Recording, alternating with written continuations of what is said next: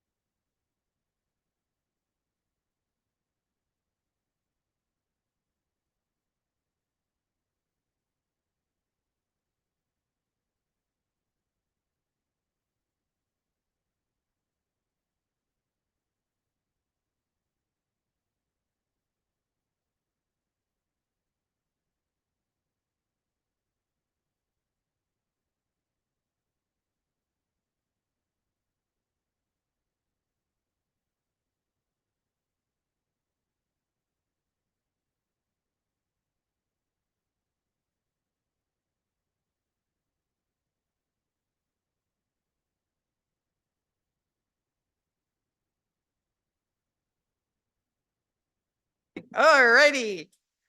I will call the meeting to order for Tuesday, May 20th, 2025. Just found out that this gavel thing is 42 years old. That's very cool. Yeah. Meeting attendance at the beginning of the meeting is 100% with everyone in person. Councillor Mackay, would you like to adopt the agenda? Yeah, sure. I'd love to. I don't do it often enough. That the May 20th, 2025 agenda be adopted as presented. Perfect. Call for the vote. Voting is closed and that passes unanimously. So we originally had 3 presentations scheduled, but Tara McNeil and Lily Gervais, I can't read that because I crossed them out, have postponed their presentation to June 3rd. So next on our list is Lydia Yeomans from the Greater St. Albert Catholic School Board, speaking to agenda item, whatever that is, 11.1. You guys are both doing it? Okay. All right, you guys have 5 minutes. Start whenever you feel ready.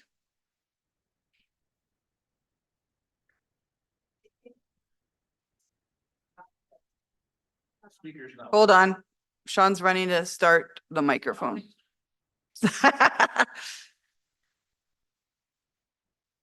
Try now. Good afternoon. There we go. Yeah. All right. Good afternoon. Thank you so much for having us this afternoon. Lydia Yeomans, honored and privileged to be chair of Greater St. Albert Catholic Schools. From my vantage point, I cannot see Ken or Mike from here because I'm just not tall enough, but I know you're there. So we all appreciate that the current designation of the community amenities site in Truro as a high school supports our capital priority. In fact, it helped drive our discussion as to what our capital priorities are. And so we do appreciate that that's where it sits currently. We also appreciate the city's vision for the site and the potential for a shared community infrastructure. We know that St. Albert families take good advantage of things like rec centers. It would allow for shared parking for a high school. It just really makes good sense. And we understand that the site received a high school designation following consultation and collaboration with previous school jurisdiction superintendents. And I just would like to say on that note, I really appreciate that those groups were able to come together and look at finding a process that would work for all 3 school divisions in the city. And so we're very appreciative of their work, and they did identify a need for high school sites. Our high school is growing and it's getting very full, and we would love to be next on the list for a new high school in this city, which is super exciting for the city of St. Albert. And we would just ask that you continue to use your process and stick with it. Good afternoon, everyone. So G Sacred is definitely a supporter of the community and respectful of the priorities and vision of the city, as well as our sister school jurisdictions here in St. Albert.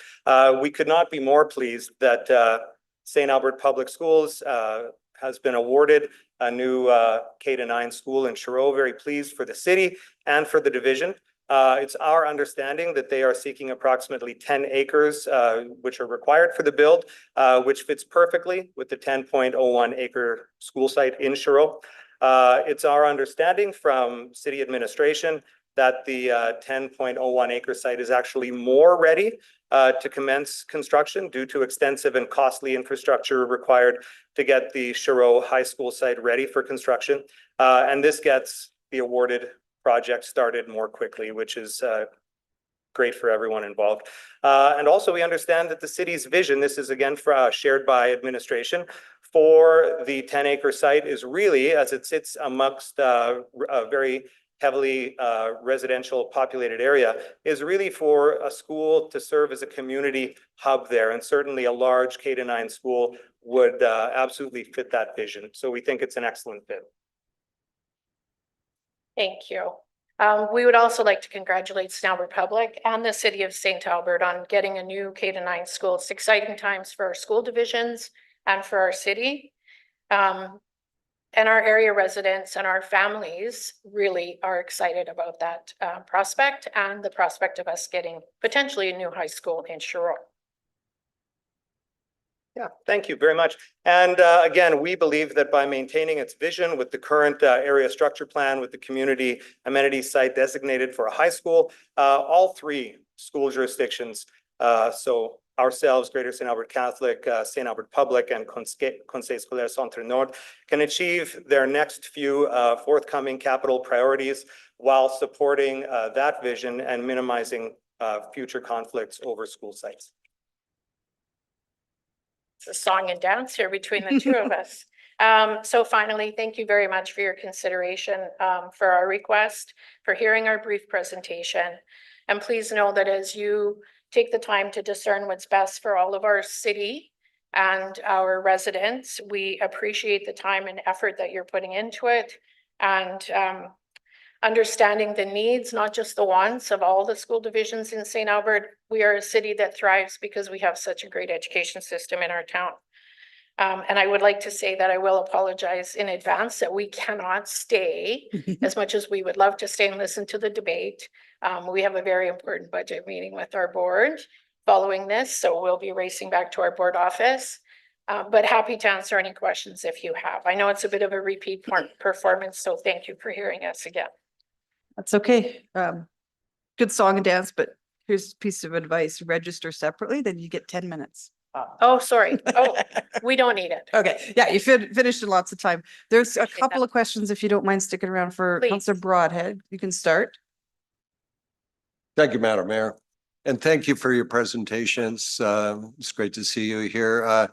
The one statement that you said that I truly agree on is that St. Albert is blessed by the quality of the educational system here in St. Albert. And so thank you for the work that you do. My only question is that I appreciate what's on your capital plan.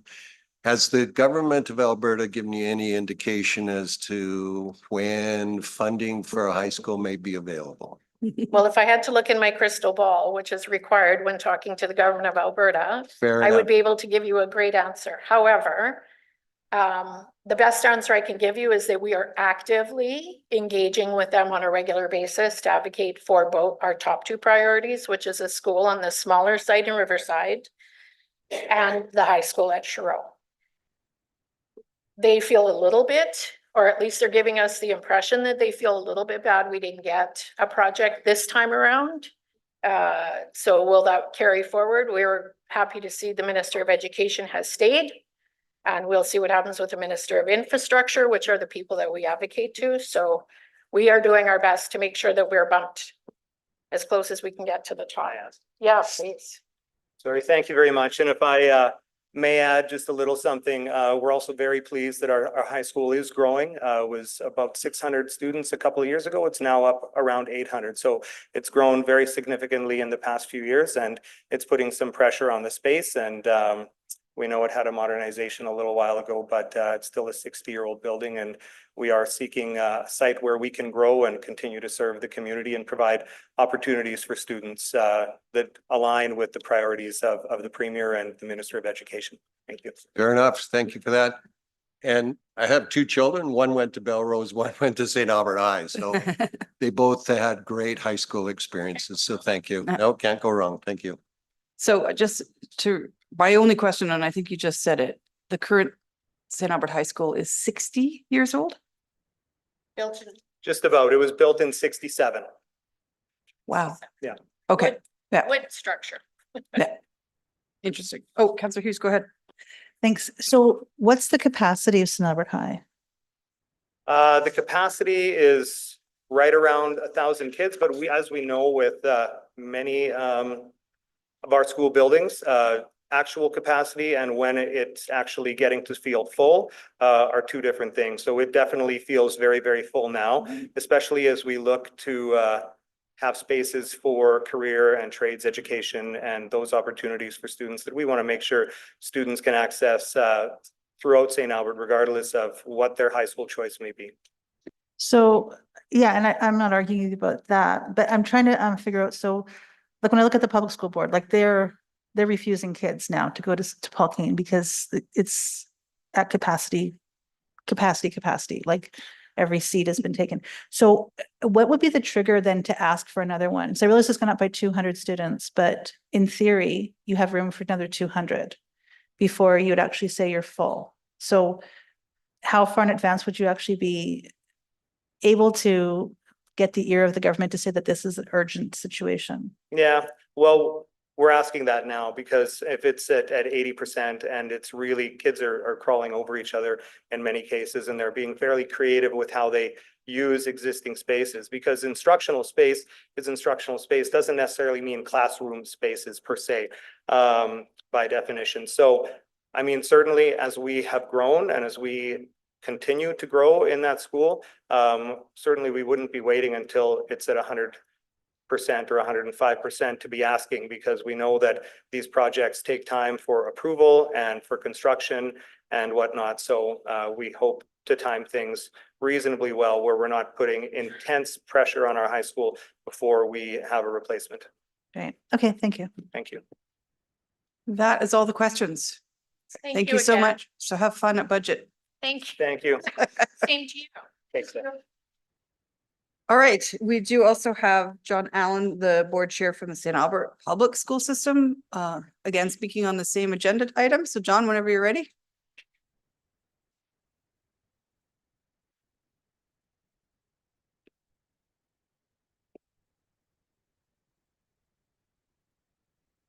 Hi, can you hear me all right? Mhm. Super good. Kind of wish Lydia could stay for the fireworks. Good afternoon, Mayor Herron and Council, and to Board Yeomans for her presentation. St. Albert Public Schools' top capital priorities for several years have been a K-9 in Sherrow and a high school in the Northeast to meet the growing need of our student population, which, as you know, outpaces the city's resident population. Our first capital priority has been a large K-9 school in Sherrow. It has been our number 1 or 1A priority for the last several years. As you know, the K-9 was awarded to St. Albert Public Schools through the province's School Construction Accelerator Program, which was intended to fund 30 school projects per year for 3 years on communities with the greatest need. The K-9 was awarded based on our city's need and the Community Amenities School Site Ready Checklist, which was completed and signed off by the city. There were 423 accelerator project submissions for those first 30. So St. Albert was fortunate to be one of them to receive a school, an investment in your community of millions of dollars. There is a motion coming before council today, which speaks to the challenges we face in getting this school actually built. Firstly, thank you to Councillor Hughes for bringing the motion forward in March and maintaining her commitment to keep it before council for this extended period of time. I'm not going to mince words. The delay and possible change to the site location has placed this project on pause, and it could jeopardize the project altogether, moving us back to the waiting list and replacing it with one of the other submissions, impacting our ability to accommodate our growing student population. There are still 393 proposals in other communities where municipal governments and school boards are working together to meet the needs of their constituents. I also wanted to touch on some of the information contained in the agenda report for the motion you'll be debating this afternoon. In particular, the administration's understanding of the intent as to enable future school boards to locate a school of their preference on this site. Our reasons to locate the K-9 here are comprehensively documented, and I won't rehash them today. Those challenges were identified by us to council in 2023 and on several occasions since. It's not a matter of preference, but thoughtful planning and consideration of the community needs in the short and long term. Madam Mayor, in your last meeting, you spoke about your reluctance to keep getting in the middle of school site decisions, yet here we are. As publicly elected officials serving the same constituents as council, we have responsibilities to collaborate with yourselves and with other boards in order to effectively address the needs of all students and manage the use of public resources. We have attempted to work dutifully with council and its administration and our sister boards in this regard. Both the city and the Greater St. Albert Catholic School Division have opposed the placement of the awarded K-9 site on the site the Government of Alberta approved, the only site with a completed checklist in the area. The agenda report that you will see includes a diagram of the community amenities site with the words high school on the site in the text, but the attached diagram does not include a Paul Kane footprint on the school site. I find it amusing and also illustrative that the footprint used in all cases is the 900 student K-9 Joseph M. Demko School, which is similar in size and configuration to the school we intend to build. Space on that site is not big enough for a 1,750 student high school, but it can accommodate a K-9 clearly. Nevertheless, if the developer and the city and our sister school board are determined to relocate the already funded site to the South Shore site, we will need that work done quickly. We will need the documentation on an expedited basis, determine support from council and all interested parties, or our community risks losing the project altogether, which hurts us all. This delay in decision-making has put not one, but two significant capital projects in jeopardy. Our high school needs building too. Thank you for your attention. Thank you, John. Councillor Hughes has a question. If you have time to stick around, go ahead, Councillor Tina. Hughes, thank you. Thank you. So a couple of questions. You're talking about the timing of it and how it's imminent, but you understand that if this motion were to pass, you actually would look at a longer period of time before you'd have confirmation, because it will be months before the area structure plan would come back before council for approval. So even if this were to pass today, you're actually in a longer limbo land. Because even if we say yes today, it may be this council, it may be another council that actually does the final yes, and it may change. So you're saying that changing the ASP is not automatic on No, the vote of approval by this council? no, it has to go, administration has said they actually want to go back and look at the exact configuration if the school changes to a K-9. But regardless, let's just say that they just said they were going to move forward. They still have to have the document go through and then do a public hearing and advertise it, and then it would be passed. So it'll be like, let's just say in a magical world, at least another 4 weeks, but likely it's going to be months. That would be a good question, actually. So I'm just, with that, did you guys have a discussion about that reality that even if there's a yes today, it actually isn't a confirmed yes for months?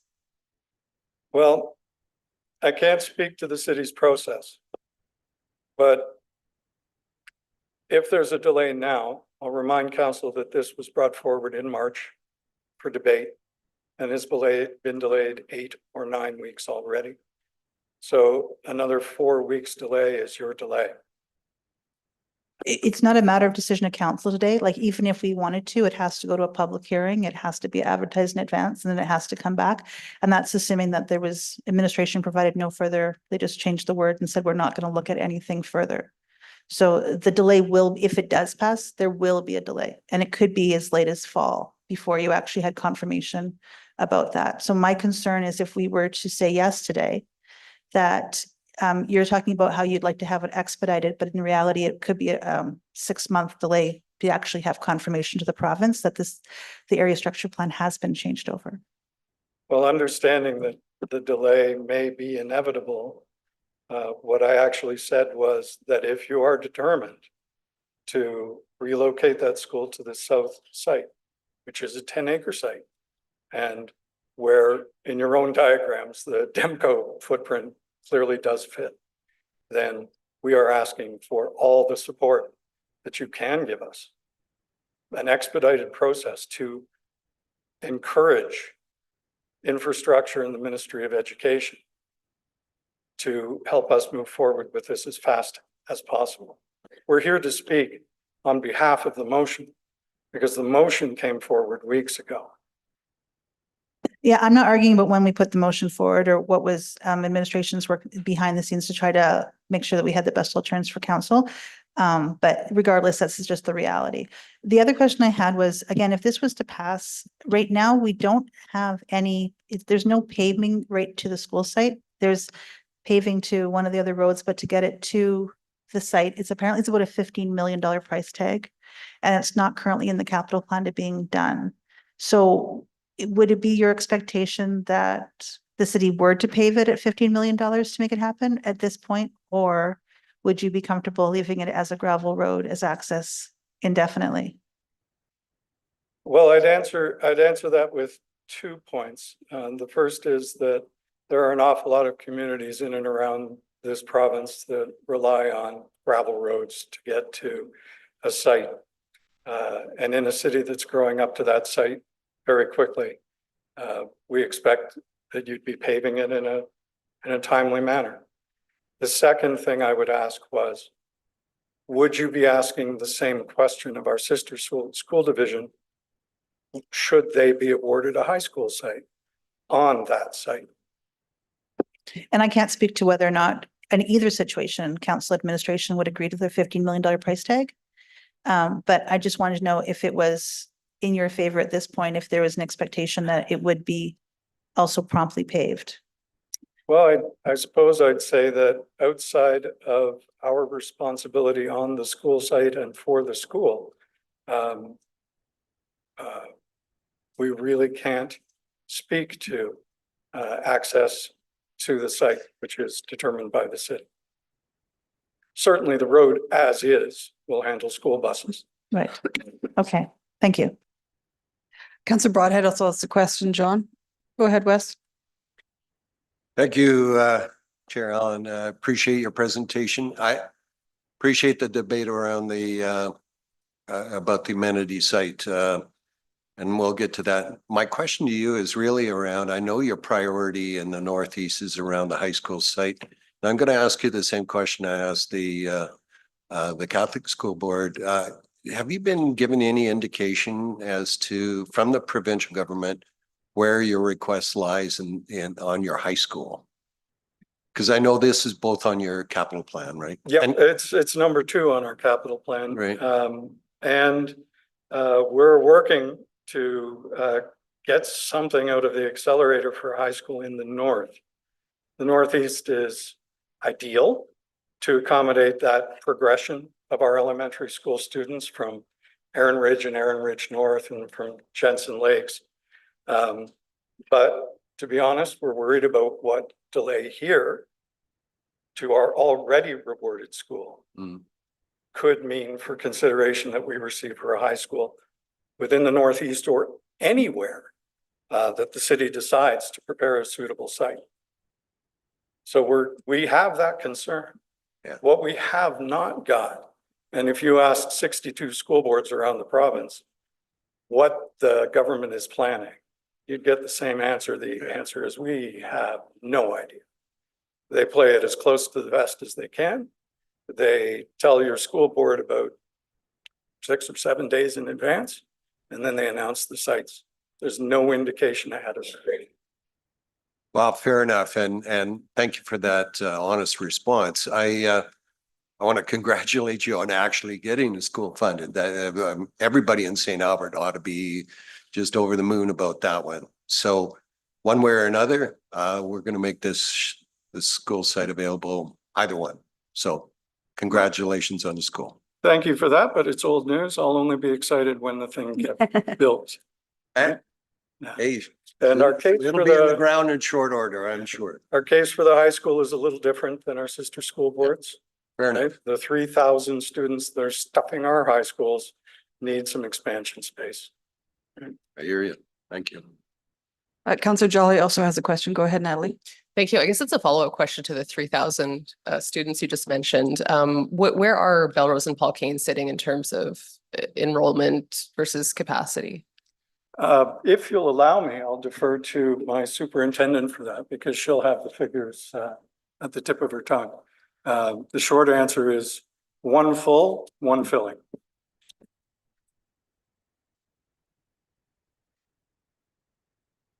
Thank you, Councillor Jolly. We have Paul Kane, as everybody is aware, is over capacity at this point at about 1,550, 1,600 for next year. Belrose, we're in the middle of an addition, right, and a modernization. So we're adding 275 seats to Belrose.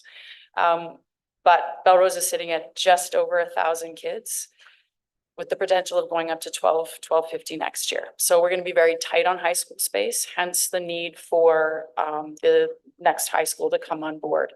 We can't actually go with a high school in the Northeast until we have a shovel-ready site. So that'll be the other caveat there. Okay, so you need a high school site ready like now. Is that what I'm hearing? Yes, ma'am. Okay, thank you. That is all the questions we have. All right. Okay, I'm not sure. if Thank you guys- for allowing me to address council. Absolutely. I'm not sure if you guys are going to stick around. Oh, you betcha. Yeah, I actually don't think it's going to be that long. So, okay, next on the agenda is business arising, and I'm gonna delay that until we actually get to 11.1, the agenda item that Councillor Hughes has brought forward. I will point out, council, that there's somebody missing in the row down here with executive leadership. Mr. Fletcher's son was in a bit of an accident playing soccer and they're at the hospitals. I think he's gonna be fine, but it's not, he's been there a long time. And so I just wish him and his whole family the best. And I told him, just stay with your kid. These guys have it covered. Diane's like, sure. So we will move on to consent agenda, and my go-to is now Councillor Hughes. Going for the win. That the recommendations of the following agenda reports be approved. 6.1 regular council meeting minutes for May 6, 2025. 7.2 standing committee of the whole item hosting multi-sport games alternatives. 7.3 community recognition nominations. 7.4 appointments to advisory committees. 8.1 corporate quarterly report Q1 2025. And before I finish, Mayor, I'm just the community recognition nominations. I think those names are confidential still, aren't they? Or are they? Once we approve it and we get to it, I'll read them out. Awesome. Okay, that's it. Thank you. All right, call for the vote. Voting's closed and that passes unanimously. So the minutes were just passed on consent. 7.1 was pulled off of consent by Councillor Bermansky. I think she said for voting purposes, unless you had other questions. I do have questions, Madam Okay, Mayor. go ahead. and, some of those may have to be in camera. Pardon? Some of those may have to be in Oh, camera. the okay. Do you guys questions. have a motion ready to go on camera? We If it- will if you prepare know one. that, Councillor Bermansky, maybe give them a heads up next time. Yeah, so we can get one ready. I'm not sure which ones, so that may change the section numbers that we reference. But if we could just start with the ones that we could do in public and we'll just get the motion ready. Okay. We'll just need a minute or two. Okay, Anything you can ask in public? well, I'll ask this question, I guess, stop me Okay. if something shouldn't be in public. When we were looking at the different companies that could, handle the new IT system for managing assets, was there any of the choices that allowed a staged process? Because I have serious concern about, you know, $6 million with no stop date along the way. So in other companies, was it you could go to phase one, and if it's not working out, you could, you know, redirect at that point? Or was the across the board 7-year commitment or a long-term commitment as what's proposed in this process? Thanks for the question, Councillor Bansky. We have Joanne Graham online, and she'll be able to talk a little bit about the procurement process at a high level. Thank you for that question. So through the chair to Councillor Bermansky, the staging was actually specified by the city. And I do want to stress that the staging includes a go live point at the end of each stage. In order for the city to get the benefits of the enterprise maintenance management and asset management platform, we need to bring all municipal assets onto that platform. Given the size and volume of assets that we are dealing with, it simply was not feasible with any vendor to do it in anything other than a staged process. But I want to emphasize that we will be going live at the end of each stage for those assets included in that stage. Okay, and then the other question, were any of the vendors, did you have the option to opt out at any stage? Like it was mentioned in SCAL that with this particular company, you're committed to, you know, the 6 million and 7 years essentially with no way out. So is there another choice in any other avenue? So the decision to not opt out after each individual stage was a decision made by the project team and the negotiating team. And it is driven by the practicality of implementing this project, not driven by any vendor restrictions. Okay. So do you have a plan if something doesn't work out, like after first stage of entry into the process? Given the due diligence we did in our procurement process and the experience of the top vendor and the successful implementations in multiple municipalities across Canada and Alberta, we can honestly say that we do not anticipate there being any issues that we cannot surmount, because what we are doing here is very similar to what has been done in all of those municipalities. Okay, it was also mentioned to us, all of those municipalities, but we haven't seen a list of which municipalities, how many there are, what stage they're at, how successful they've been. Have they been in play for 6 months, a year? You know, we're rather lacking in data in that, you know, just hearing that other municipalities have it is quite broad. We could certainly provide that information. We'd probably need to have an IR at this point, and I would be able to pull it from the procurement documents. If we want to have a general discussion, that's one that would have to be in camera. Okay.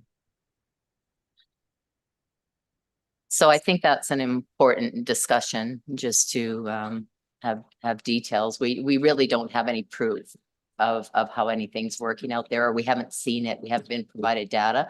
So it would have been nice to have that data without a information request when it's something so substantial in an ask for funding. And so I guess I'll leave it up to council and mayor if we're discussing it further. I think to be fair to our staff, some of those questions are administrative. We don't get involved with RFPs and those kind of things, but you're welcome to ask the question, of course. So is there a motion ready? Do you still want to go in camera? I believe it would. Yeah, that's fine. Yeah. Yeah. So I'll get you to put the motion forward, Councillor Bermansky. We're just going to pull it up. Okay.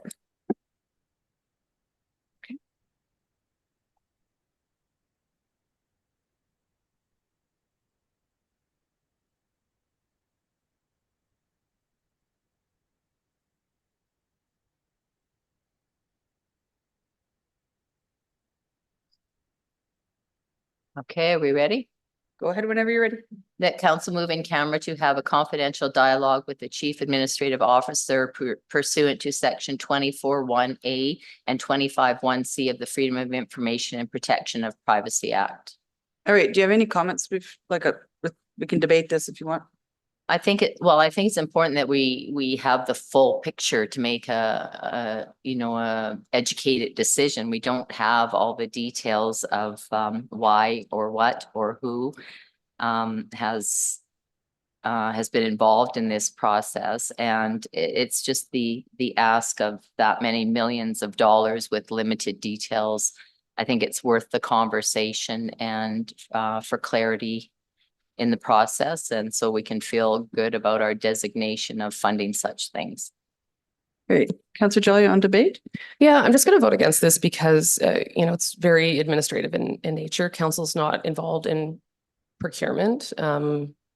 There's a separation between governance administration, and I'd like to maintain that. So I don't think anything that we learn in camera will be of value in making this decision, and I don't believe it will change the outcome of the decision. Councillor Mackay? Yeah, I'm not gonna support this either. I think we had a very robust discussion as it related to this at SCOW. We had the opportunity at that time to go into camera in relation to some specifics, and like Councillor Jolly, I believe that this is actually getting into procurement and individual kind of submissions, and it's nothing to do at the governance level. Councillor Killick? Thank you, Mayor. Yeah, just look back at SCOW. I asked the question of where this had been implemented, and clearly it was said it's been successful in 12 other municipalities in Alberta and 60 around the country with this particular vendor, and that we're using the IPD process, which gives me a high degree of comfort that we've selected a good vendor. IPD means that the supplier is engaged with the city upfront to help design the specs and say what is doable, and then they get into from integrated design into delivery, and they know what their software can do and what they're involved in the setting of those requirements, and then they're also fully engaged in the delivery. I'm not sure that even with my background in software, if I was to go into an in-camera discussion and somebody told me, oh, it's IBM or Siemens or anyone, Deloitte Touche, that was going to deliver the system, I wouldn't have any ability to judge or better understand whether that was a good solid vendor or not.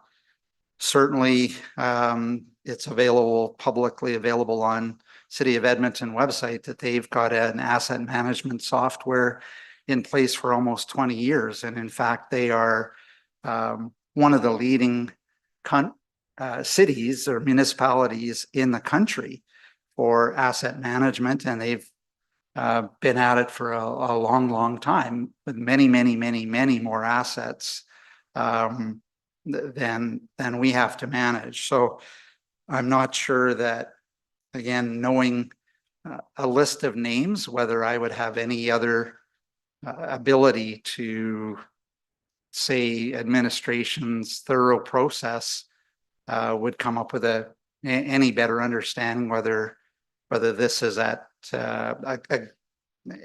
I would have no input to the decision one way or the other, just knowing the list of names. So I'm comfortable that administration has done their due diligence. They've engaged with the vendor to come up with the specs and come up with a budget. So through the IPD process, I think they're fully engaged and would give me the comfort to move forward. We heard that it's going to be phased. The first phase was all of the engineering services, the big chunk of work. And then it'll be turned up live after that. So we'll have that as our first phase and we'll know it's working. And again, that gives me confidence. That's the way big software projects get done all the time. You develop and transfer data and you turn up your billing system, and then you turn up the next phase of your customer contact system, and then you turn up your order fulfillment. This is standard industry practice. And yes, they do take a long time. But again, I'm just saying from background that what I heard at SCOW was and the answers to my questions gave me a high level of confidence that we're already moving in the right direction. Councillor Hughes. Thank you. I'm going to support this, and it's not because whether or not I feel that it's comfortable having enough questions, but because if a counselor needs to have that assurance and has questions still remaining, I want to respect that. Simple as that. So I just think that if any of us in this council board actually said, I have something else I need to have so that I can sleep at night over this decision, and considering it's a $6 million decision, I would just say, well, we can invest that 5 minutes to let her have peace of mind. And if nothing else, at least respect the fact that she has questions. That's it. Councillor Bermansky, anything to close up? Thank you, Madam Mayor, and I appreciate the comments from Councillor Hughes, and it is a difficult decision, this kind of funding with no stop along the way. And as Councillor Killick just mentioned, you know, we're going into one section of the city at one point, and he said, if it's working, we'll continue. Well, what if it's not working? We don't have a stop point. And the other part of the discussion about implementing this was deciding, we've had so many types, every budget that I've been on council so far, we've had an ask for new IT systems. Many of those IT systems haven't lasted. And then we're transitioning from one we have now. So IT systems are breathing, living processes within the city, and to commit to one that you say is working in other cities for 7 years without an out, and the fact that IT changes so rapidly, we could have artificial intelligence working in 2 years from now, and we're still paying a company for 7 years out. So that's the difficulty in me supporting this. I just want clarity and you know, a backup plan. We don't have a backup plan in this situation. So I appreciate council listening, but it's a tough decision when you don't have an out for anything that you approve in life. Thank you. Call for the vote.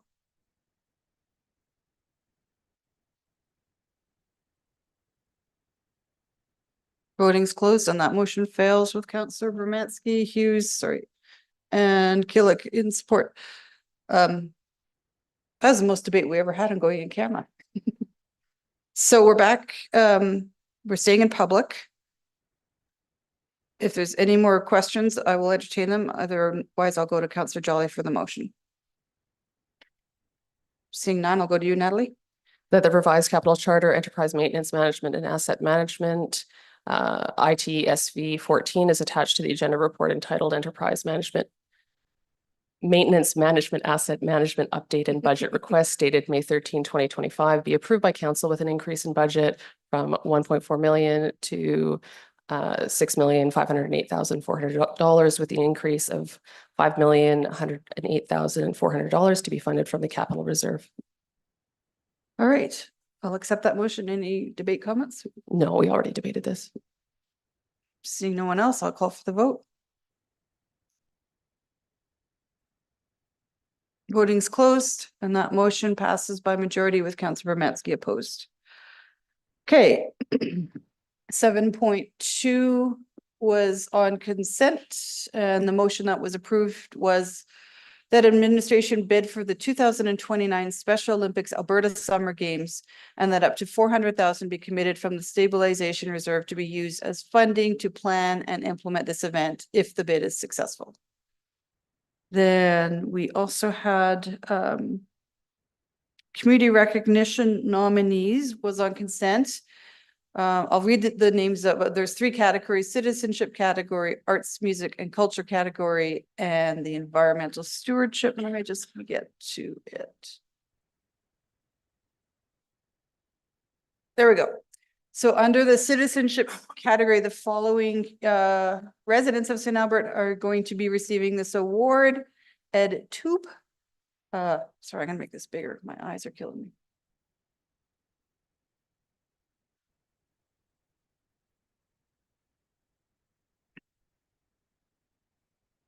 Gudrun Bublitz and Patricia Bell, I think it was this Patty Bell.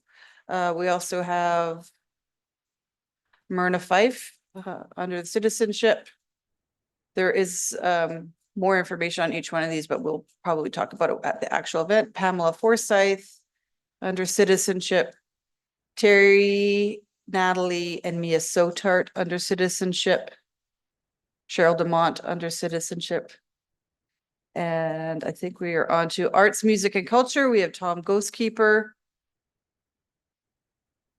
Al Henry, under environmental stewardship, and I think that is it. Am I right? Oh, so we have the pillars of business. We also have Sturgeon Auto Body Shop Limited. All right, so that's awesome. We will, there's an event, I don't know what the date is in the future, where their names will be added to the rocks on. Mayor, did you Sorry, miss, go ahead. sorry, I miss one? Cheryl Dumont? I said Cheryl. Oh, you did? Yeah, Okay. I did. Oh, Yeah. Ken and I didn't hear it. Oh, sorry. Cheryl's getting it. I know, she well deserved. Okay, so that was on consent. We also had appointment to the advisory committees. So we have a few. First of all, I want to thank, was it Councillor Broadhead and Jolly that did all these interviews? Thank you for that. That was awesome. So we have Nick Prince is going to be appointed to the Arts Development Advisory Committee for a term ending in December 31st of 25. Samantha Balzer to the Community Service Advisory Committee, term ending in December 31st, 25. Leah Asif to the Youth Advisory Committee, term ending August 31st, 2026. Callie Dom to the Youth Advisory Committee, term ending August 31st, 2027.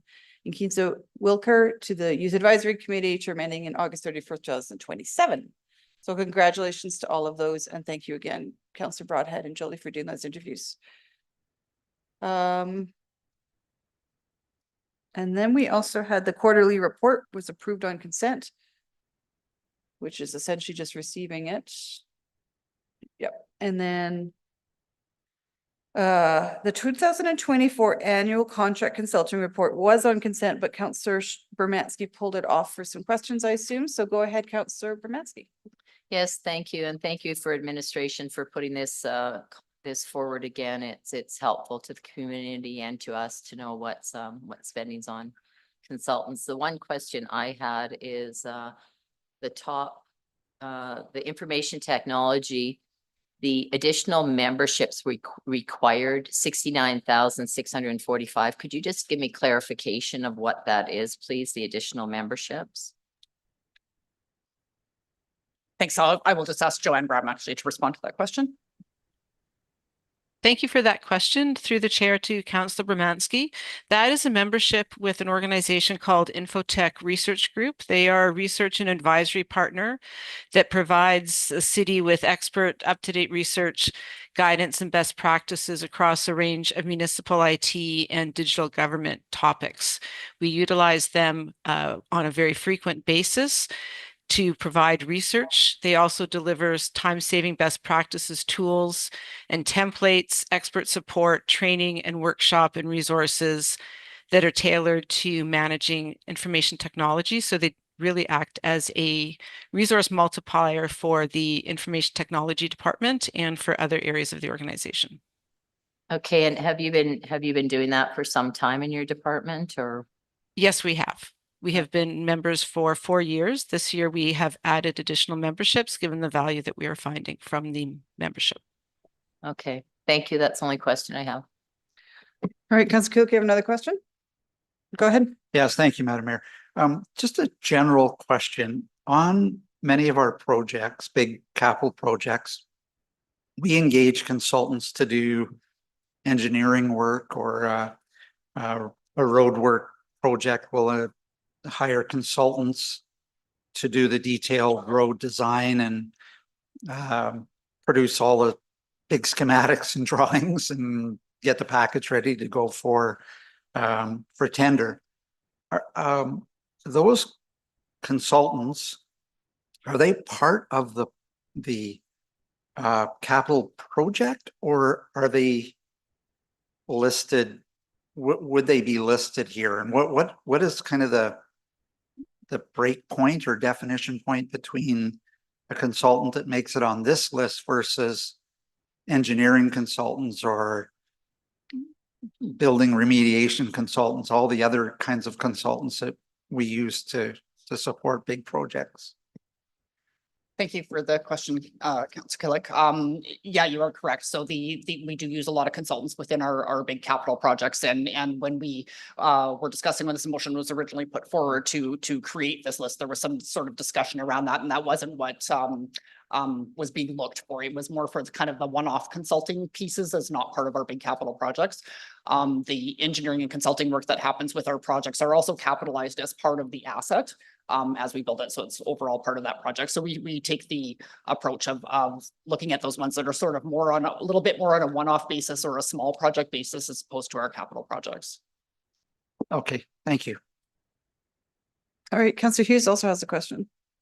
Yeah, I got a couple. So I'm just wondering, the CAO performance evaluation was listed twice. It was, and I'm trying to remember, did we do it twice in the same year? We have it listed under consulting expenses from operating, and then it's also in the carry forward / reserves. So I was just trying to. I see Ms. Victor has popped up on the screen, so I'll. Sure. Thanks for the question. It's just listed twice because it's just a different source. One was from a carry forward project. So it's just due to the two sources. Okay. It wasn't done twice. One time, two different funding sources. Yes, that's correct. Okay, perfect. The other question, just give me a second here. I just want to make sure I didn't have anything on the other. Oh, that's the whole thing. The consulting and legal fees for CED project, just remind me, what is the CED project? That's the Collaborative Economic Development project. And you have any We just questions, I- voted and approved on it like a couple weeks ago. I know it's familiar, but honestly, I'm getting older now and I just can't remember everything. The engineering planning consulting fees for the IPF project, what, I know it's something with Inter. Again, what does that one stand for? Thanks. I will ask Ms. George to respond to that.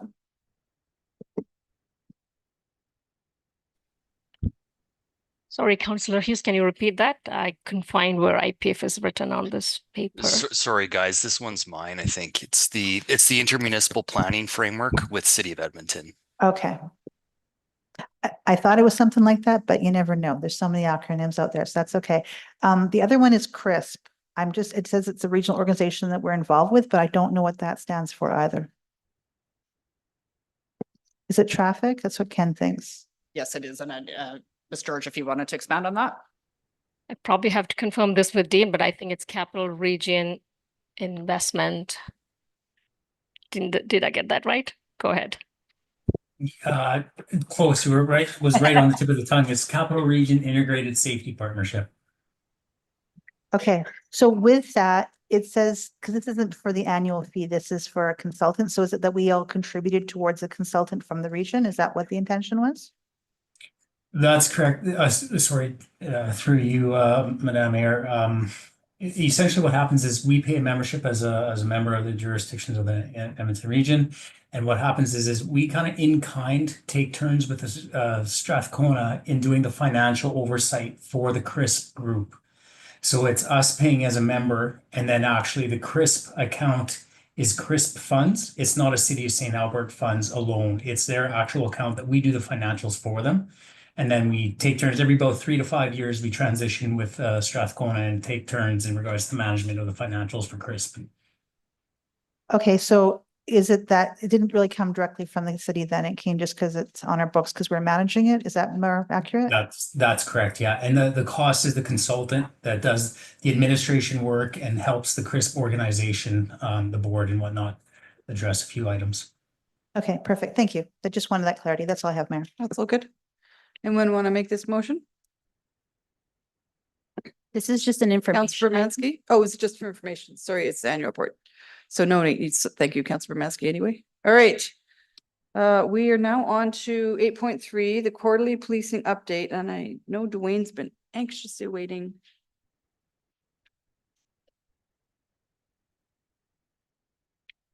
So we all received the background and reports. So I'll let Staff Sergeant Dwayne Moore introduce it and then we can ask you a bunch of questions.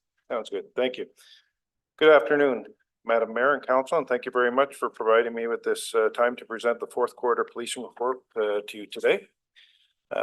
During the 2024-2025 fiscal year, there are three community priorities. And I will just speak to each one of those and provide an update on those now. For the first priority, it was crime reduction. So during this fourth quarter, or your first quarter, I guess, I'm going to be speaking to the January to March timeframe, 2025. The crime reduction unit worked with local businesses in an attempt to curb retail theft by completing shoplifting blitzes. Members assisted the loss prevention officers at a number of different local businesses and ended up arresting 4 individuals, in which case 11 criminal code charges were laid for theft under 5,000, and we recovered hundreds of dollars of stolen property. Also, the crime reduction unit observed an increase in the amount of motor vehicle thefts.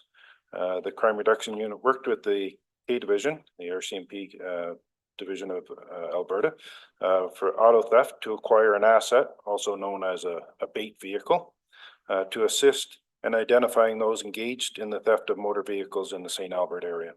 And not even in the area, but in the city of St. Albert. During that time, 2 individuals did take possession of that RCMP bait vehicle and were arrested, resulting in 6 criminal code charges, with one of those individuals found to have 12 outstanding warrants for his arrest. Also, during this time frame, St. Albert RCMP conducted a project targeting those who obtained sexual services for consideration. Over the course of one evening, the RCMP arrested 8 individuals for attempting to obtain sexual services for consideration, and charges are pending against all of those individuals. Finally, we completed 44 compliance checks during this quarter on habitual offender completed on habitual offender management offenders with police enforceable conditions, with one offender that was arrested for breaching a no contact condition. So that's pretty good. I think that we'd like to see nobody breaching any of these conditions. So I think the fact that our crime reduction unit is continuously out there checking, and as well as our general duty members that are checking on these offenders, maybe the word's getting out that it's probably better just to follow the law, obey the law, as opposed to breaking the rules. So I think that's very good there. And that's kind of, it shows in our stats where the number of breach condition charges are down, which is also good. The second priority, mental health and vulnerable communities. So during this time frame, the Crime Prevention Victim Services, as we're also known as CPVS, focus on patrolling schools, school zones, and local youth hangouts, including the Central McDonald's, which is known to have high volume of youth calls in St. Albert, to proactively educate the community. CPVS members delivered several presentations to community organizations, parents, and seniors regarding frauds, scams, and online safety and sextortion to help reduce future incidents. St. Albert Youth also received numerous sessions of social skills, which is involved in education around making healthy choices regarding drugs and alcohol, as well as vaping. Numerous presentations at schools were completed, including drug awareness and unplugged presentations regarding youth, screen device addiction, and the usage of devices. Members also organized the Polar Plunge for first responders and participated in the bike-a-thon at Belrose High. I would like to speak to one item there that also deals with the schools, and to thank the Public School Board for a program that they're funding here for at least it was on a pilot project, and it'll continue until the end of the school year, whereby the Public School Board is paying to have enhanced services of a school resource officer in the school on a more regular basis. That has been going extremely well. We're trying to have 1 extra day in the schools per week. We might be a little bit lower than that, but we've concentrated on utilizing just a select few police officers that will be attending those schools. It's not just somebody that's just going to show up for 1 day and never show back up again there. So I'd rather have fewer visits than have just somebody in there just to say that we have somebody in there. And in consultation with the superintendent as well as the principal at the school there, it's been going extremely well, and the feedback's been very positive. So I'll continue to follow up with that and see if that'll continue on to next year, but the school's been very pleased with that. The third priority is domestic violence and assaults. So Jesse's House is a domestic violence shelter that provides supports for those in need in the St. Albert and surrounding area. Members were provided with information on the services provided by Jesse's House and how referrals can be made. This information is invaluable when members are speaking with victims of domestic abuse to ensure that they have a better understanding of what a domestic violence shelter is and the services that are available to them. Plans are being put in place to organize an information education session and panel in relation to human trafficking as well. And the RCMP Domestic Violence Unit provided educations on the process to obtain emergency protection orders also. Those are the three priorities that we had for the 2024-2025 year, fiscal year. Now that we're into 2025-2026 fiscal year, which started in April. We have added a fourth priority based on the feedback from the policing committee, and that's going to be traffic, which Councillor Mackay is extremely pleased with. But I think that it's very timely, especially with the changes that were made, just recently in photo enforcement. So we are now utilizing an enhanced traffic initiative where that prioritizes visibility enforcement in high traffic areas, as well as the school and playground zones. So it's not just the enforcement that we're out there. So and you'll see here momentarily when I get to these statistics for this quarter, because this started in January, just the significant increase in the number of violation tickets that have been issued, but also out there with the visibility, because there's also, there's a number of warnings that are being given out that won't show on the stats. But we also incorporate into this visibility, especially within the school zones during the morning, lunch, and afternoon time. And now with the weather hopefully getting a little bit better, we'll also have the playground zones also throughout the summer. The staffing levels, there's 75 regular member positions. Currently at this one instant in time when this report was generated there's 63 of those 75 positions have working members in them. 7 are on special leave, and then 7 positions are in hard vacancies. We're continuing. That number has increased significantly over, I'm going to say, the previous over the fiscal year. Previously, we were probably looking on averaging around 53 or so that we were running at. So now, just like I said, it's a one instant in time. But if we can continue that going with the 63, I think we're well on our way. I know that the funding is for 65. That'll be addressed maybe at a future council meeting as to where we plan on going with that. But the number of members that are out there in uniform on the front lines has increased significantly. So that's very beneficial also to providing the visibility out in the community and the response for calls, as well as the proactive work. There's a couple of pages of statistics here over quarter. So for the January to March 2024 to 2025, the numbers are all trending in the right direction. The total persons crime is down 43%. Property crime was basically a push at plus 1%. Other criminal code was down 28%, but with a big decrease there in the failed to comply and the breaches. And I think that has a lot to do with especially the crime reduction unit being very proactive. But the one item that I would like to bring to your attention there is going to be the total provincial traffic. And that is an increase of 178%.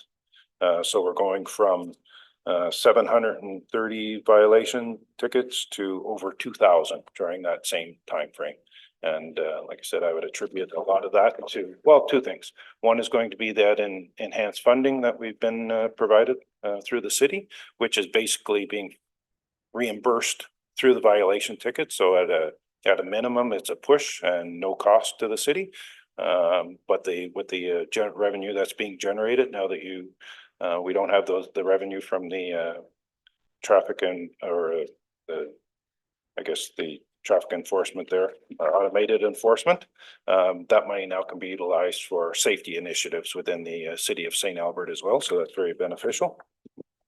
And then as well, on top of that, I've been able to work with our staffing unit out of headquarters in order to, within the next couple of weeks, we'll have the final traffic position that's been vacant there filled. So our traffic unit will be fully staffed, that's the first time in a number of years that has happened there. So between those two, I think we're moving in the right direction on the traffic side, which also helps with the visibility. And we've incorporated municipal enforcement in this initiative as well. So this isn't just strictly the RCMP.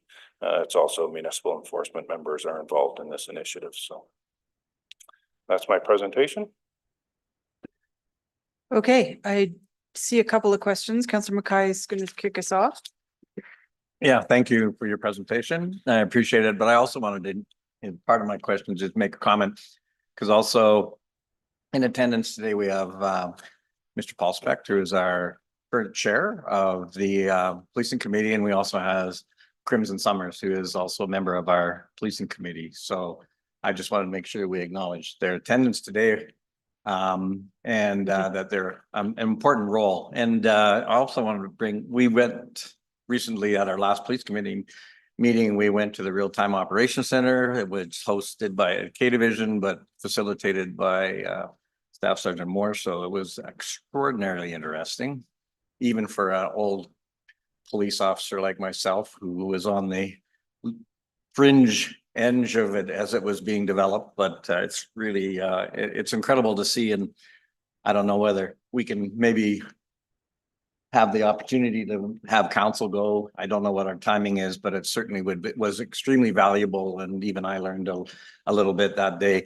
One of the things that I learned, and it relates to a question I'm going to have, and it's around equipment. One of the incredible advances that is available is drone technology. I mean, we know we have air support from not only the RCMP helicopter, but they facilitate the use of helicopters in the municipal police agencies as well.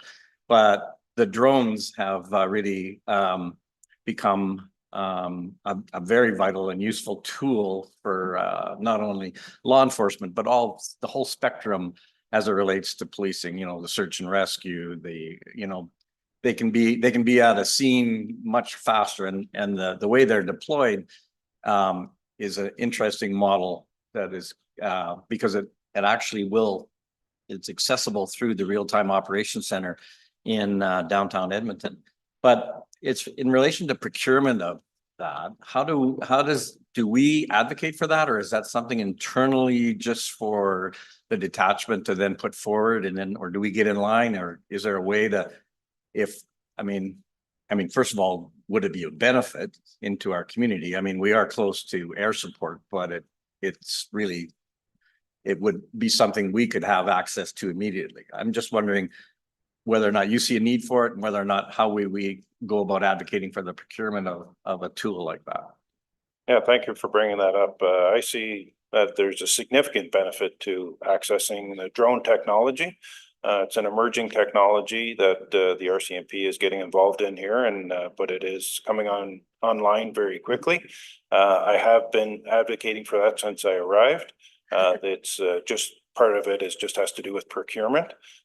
So St. Albert, I think, is a community that could benefit from it just due to the size of and its geography, being able to access basically any part of this city from any location within the city. We have, drone technology might be a little bit more challenging out in the rural areas, but we're not talking about that. So I see that being a benefit. So I am pushing for that. Yes, that can, we're able to access scenes and locations very quickly. As you saw when we were at the Real-Time Operations Center there, whether it be through the helicopters or the drones, the thermal technology that it has, even in the daytime, when, you think, well, I don't need a drone, or I don't need the thermal technology portion of the drone. Somebody could be hiding underneath a tree and you would never see them in the light of day there. But with that thermal technology, it's phenomenal. So for the relatively insignificant cost of the drone, I am continuing to push for that. The technology where that's moving is going to be ultimately at some point where those the pilots that would be operating the drones would be working out of maybe our headquarters, and they could operate drones anywhere within that province. But currently the way that it's working is that the drone operator would be with the drone, But part of it is the training for the operators because they have to receive a pilot's license. So it's not as easy as just you going to Best Buy and buying a drone. When in order for us to be able to operate those and not have line of sight, there's a little bit more training that goes with it. But once again, the way that the city of St. Albert set up, and especially with the RCMP, the fact that our members tend to be here, longer than they are in some of the more rural type of areas, having somebody that's trained and is going to be around here for a number of years, those things are very beneficial. So I'm continuing to push for that. If I need your support there as well to push for that, I'll do that for sure. I'll reach out. Yeah, no, I appreciate that. And it's, I guess, something we can bring up at the police committee level and then forward on through. And I'm very appreciative of all the efforts in relation, and it's nice to see that our staffing in all our units, not only in traffic, is getting back up to where I think it's necessary. And there is a beverage on it that they'll never catch me. Never. Dwayne and I have got a bet. Councillor Broadhead, you're up next. Thank you, Madam Mayor, and thank you, sir, for coming and presenting. I want to thank you and your staff for everything that you do every day. I want to preface my question based on that. If you can go to just the human resource overview component of your presentation. It's still a bit of a mystery to me how this plays out. We have 75 established positions, which the city of St. Albert has put into the organization for people here. Now we got this term 63 are working, and then we have special leave and hard vacancies. If you add them together, they don't add up to 75. But then if you look at the next page, there's working FTE levels of 58.28. Can you just reconcile those numbers a little? How many? Yeah, so yeah, there's an awful lot of numbers there. Yeah, how many are actually working? So right How now- many right now are working on the street? Yeah, so I think right now there are probably at that instance, so when you look at 75, there's 75 positions that the city of St. Albert are willing to pay for. We'll say Correct. willing to pay for. They would only like to pay for 65 of those. So your budget is based off of 65, but there's 75 positions that I have on my board for all those general duty ones.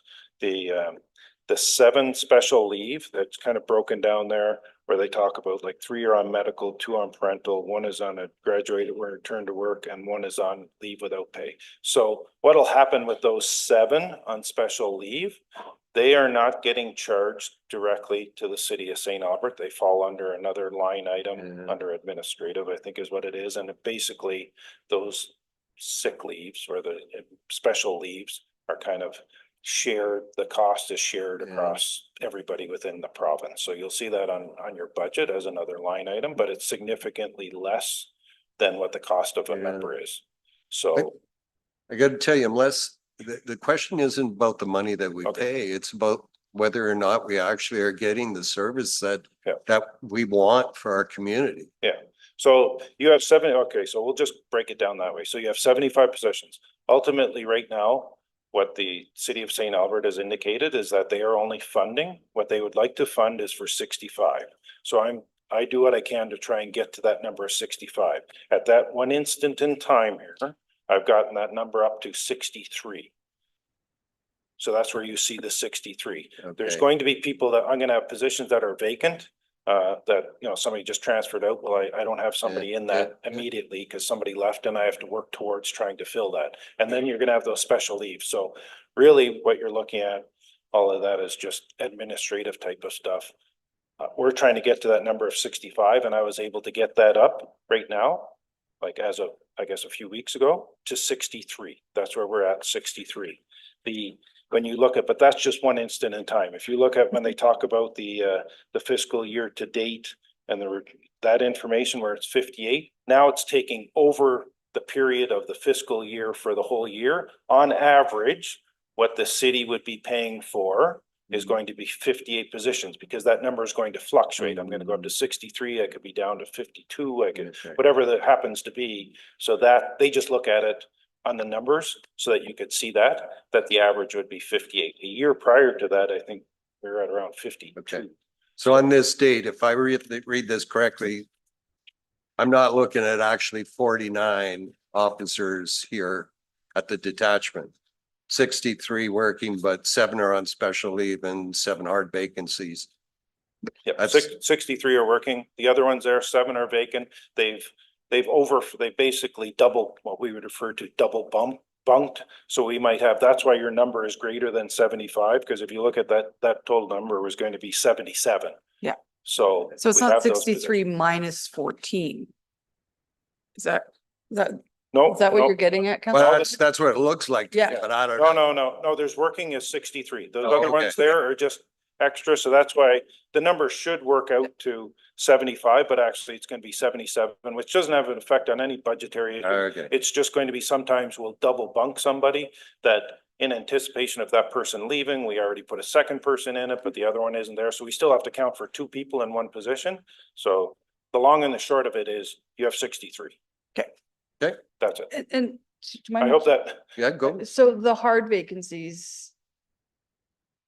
There's a certain amount of time that then the federal government starts paying their salaries and not the cities. Yeah, with the hard vacancies, you're not paying those. Like that's why the hard and the soft vacancies are the special leave. Okay. The city of St. Albert is not paying for Okay. those ones there. If a position is vacant, you're not paying anything for that. And then the ones who are on a special leave, they work less. Some of these might even be working. They're working less than 32 hours. So if somebody works 30 hours a week, I'm gonna say you kind of get that for free. It's a significantly reduced rate that everybody within the province shares that. So you could have a significant number of those. Somebody else could have none of them, but you're all equally paying the same amount. Cool. So I know it's a little bit, No, it it's. can be very it's- confusing. It's always confusing and. Yeah. But Councilor Brada, any more? I recognize the difficulty in maintaining staffing level. I get it. But it seems like we got a plan, and I remember meeting with your Alberta leadership and say, well, you gotta ask for more so you can actually get this number.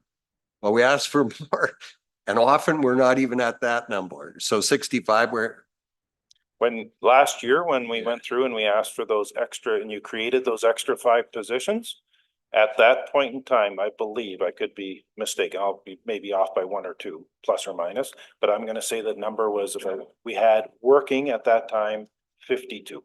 Yeah. We've added those 5 positions, created 5 hard vacancies, in which case now we can fill those ones. But we filled those, plus got some additional workers back to the office there. So we went from 52, now the average is up to 58, but that one instant time is 63. So if I can keep on pushing that, ultimately the average could be 63 for the whole year.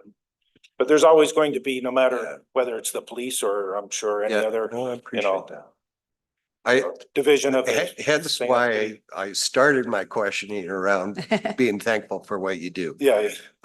But in any case, if you can employ your whoever, call for the deployment gods to give us a few more operators. That'd be good. Yeah, the ones that I can fill or I can really push for, and that's why we create like the hard vacancies.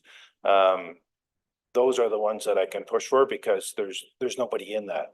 When somebody's on a soft vacancy, whether that be a maternity leave, a paternity leave, sick leave, those cannot be filled. So the hard vacancies, those are the ones that I can push for. So really, that's what, when I came here last year before you and asked for additional positions. That was like as many as I can create on the hard vacancies. The more that we have here, the more I can push. And it's like, okay, instead of having 7, we have 10.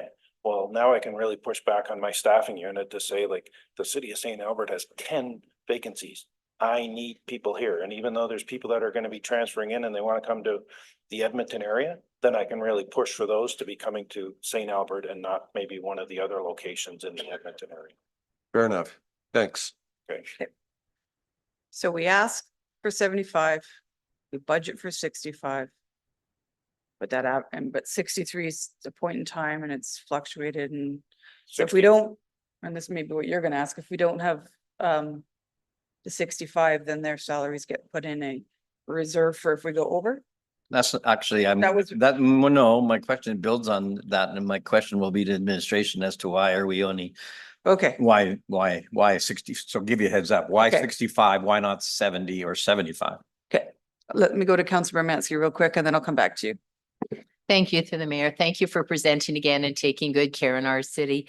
The question I had in the comments that I get from the public quite a bit recently is spring fever comes out and all the sports cars are on the road and there's night racing, and has that calmed down a little bit just for the public? They're wondering what you're doing to take care of that problem. Yeah, and maybe it's just the weather, the way it's been, and it hasn't been really great as of late here, so we haven't really heard a whole lot about that as of, so far. But I know that we'll get like noise violations and those type of things, whether it be the motorcycles, especially the motorcycles that are coming out, but maybe your sports cars and that. People now have their windows that are open, so they're starting to hear the noise. Right. As opposed to in the winter, those type of things. So we will transition towards more of that type of enforcement, which may have been slightly different in the winter from what we're going to be doing in the spring and the summer. So there will be an initiative and a push for that through our traffic unit, especially to address any of those issues or concerns that come in. Okay, that's appreciated. And I'll just give you a shout out for your RCMP Expo at service tomorrow. Thank you for doing Oh, yeah, good that. idea. Thank you. Yeah. Thank you. And hopefully everyone attends or tries to attend. Yeah, Councilor McKay, got a question for administration? Yeah, thanks. Actually, Councilor Mansky, I was gonna mention that as well, and unfortunately I won't be able to attend, but I'm really fingers crossed that the weather holds. That's really important. I guess Miss McMorty, sorry, I apologize for tripping over that name. So we've heard we budgeted for 65, yet we're authorized for 75. Can you explain the rationale? Why are we not, other than, I mean, financial, but why not 70? Why not full 75? If we have authorized for 75, why can't we have 75 officers? So I think the intent from a budget perspective is we also want to make sure that we're not budgeting for positions that we know we can't fill. So we know we've been very, very far behind in being able to actually fill what we've already got money for. So our approach over the last few years has to be work to increase that authorized strength.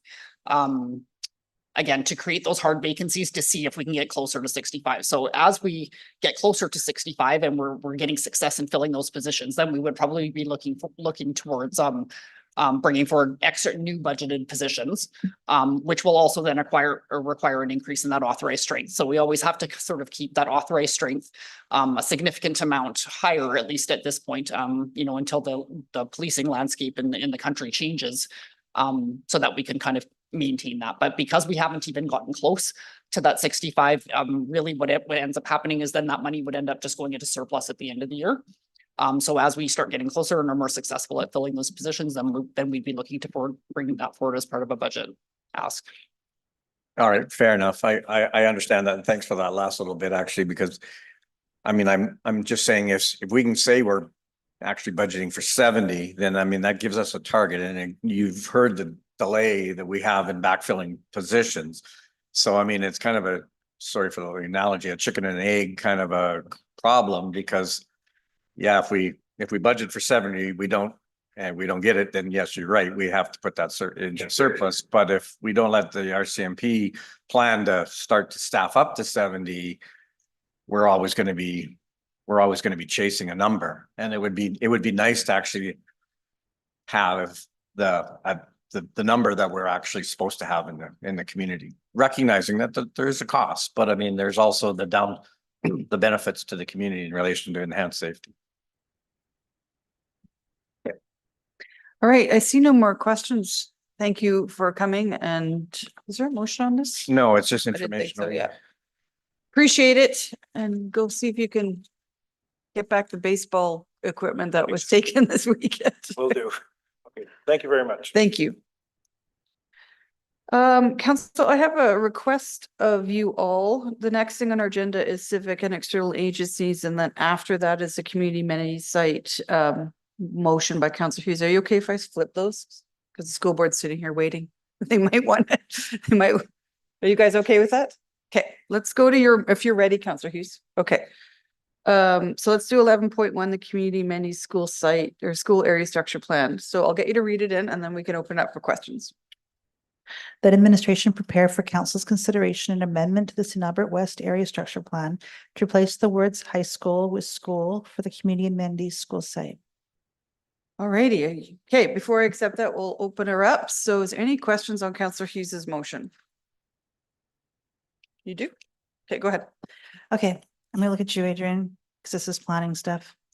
So the 15 million for the paving, is there any intention for the city to pave that area? Like, I don't believe it's in our capital plan. Has there been any discussions about getting it paved to the school site regardless of what school is on there? Thank you for the question, Councillor Hughes. So the loop road that is being discussed is, yeah, it's ballpark somewhere between 10 and 15 million dollars, depending on whatever the estimates are. But there is no intention for that road to be paved or the servicing to be brought in right now. The intention at the time was that the road and servicing would be brought as a capital project along with whatever recreation amenities we bring to the site.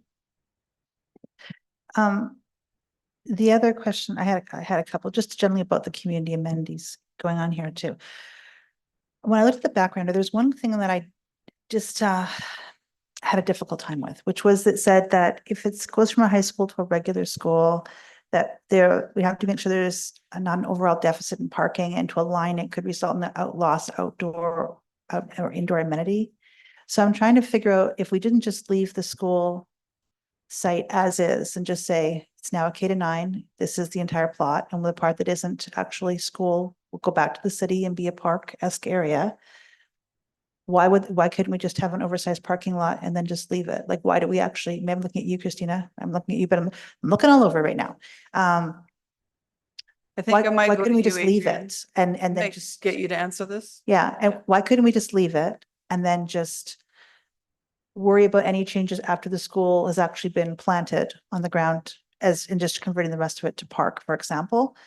I'm just trying to figure out why that would be considered necessary.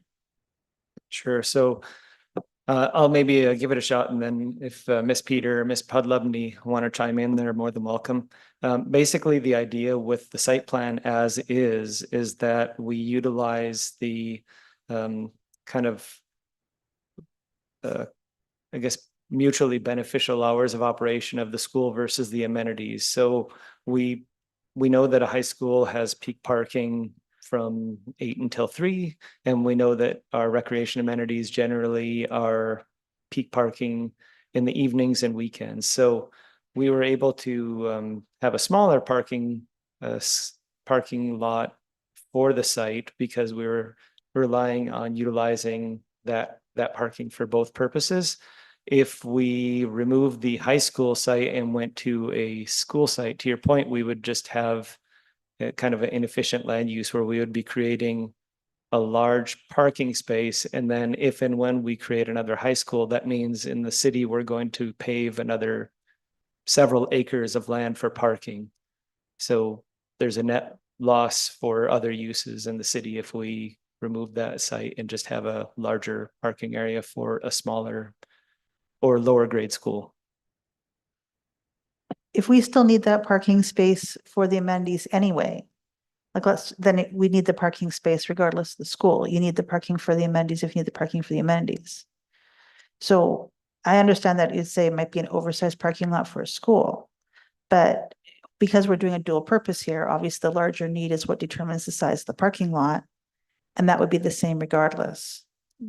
It would be an underutilized site during the day. That's the whole kind of point, where it's just less efficient because we're not utilizing it fully for a longer period of time within every day, every week.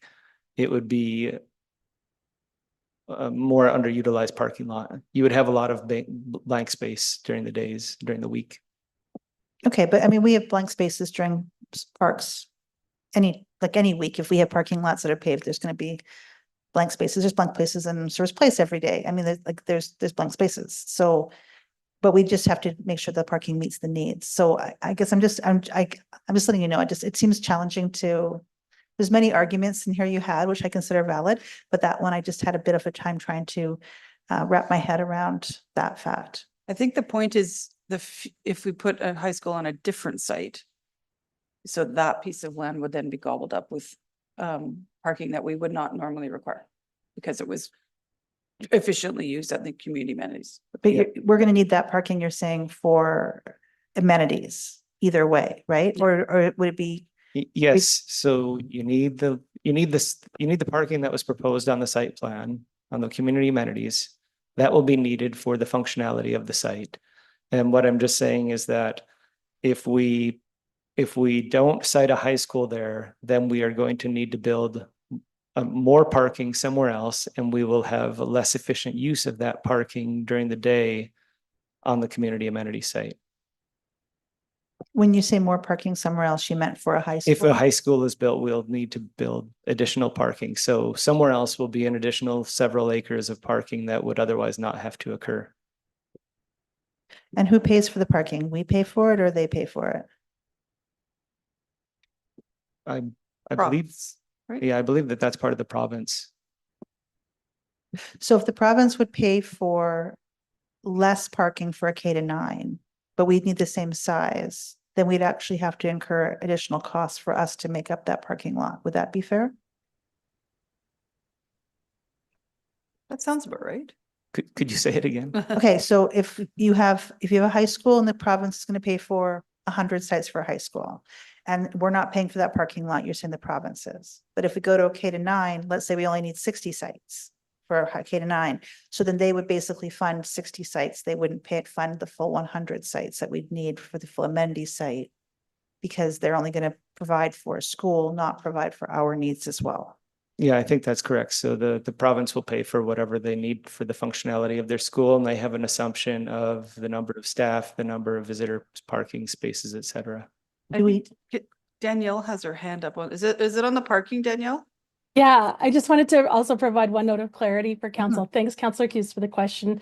So through the chair, when putting an elementary or a junior high on site, we also usually put adjacent park space to that school. So that would take the size of the school site right now and require us to have an adjacent park space for recesses, lunch hours, et cetera. That would then eat into that parking space. So that's also, if I'm not confusing issues, that also means it would be a reduction on that side of parking in that one space, potentially that entire lot, which then we would need to relocate for community amenities somewhere else on that site to provide enough parking for the facility. That's helpful. So if I hear you Okay. correctly, Danielle, just because Correct. it's that the parking lot would be, part of the parking lot be removed for park space to accommodate the recreational needs of the younger kids. Correct. What's that thumbs up I have there? That's awesome. And I guess the other thing is if it's a high school, we would put the high school in the parking lot, but then they would access the field space potentially down the road because they would just be using it for potentially phys ed classes and after school activities like football or that nature. So if I was just to continue on that, so your statement about how it's going to take a bit more work than just, oh, there you are again. You moved on my screen in my brain.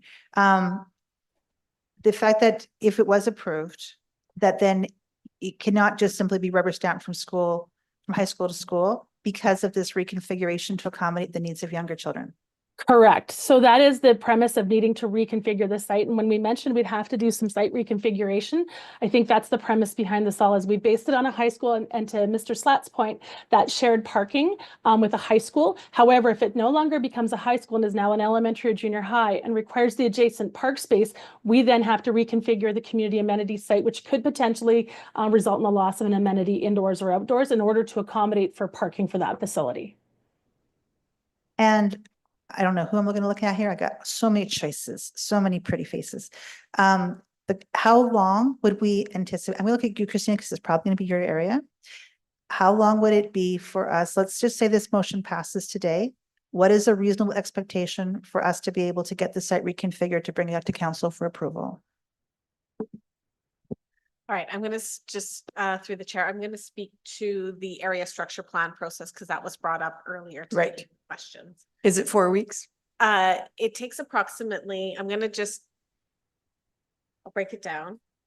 Usually we would have an application. We don't have an application. So this would be a council motion just to move ahead with it. It would take us approximately 4 months. if we dropped everything and worked on this application. And I'm just gonna like at a high level breaking down why it takes that amount of time. The first month is for admin to circulate the application, and it needs to go to a whole bunch of agencies, whether that's Fortis, whether it's the school boards, whether it's Sturgeon County, any kind with internal to our engineering groups to get their feedback on the proposal and some of the challenges that we might need to mitigate.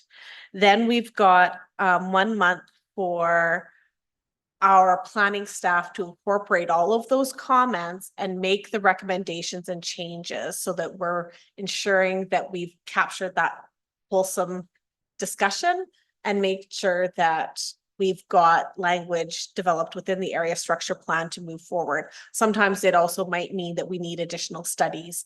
If that's the case, it'll take longer than a month, but let's just say this is the perfect application. It would be about a month to incorporate all those comments and put that together. Then there's another month for advertising, legal, bylaw creation, making our maps, all of the supportive documents, getting your agenda report done.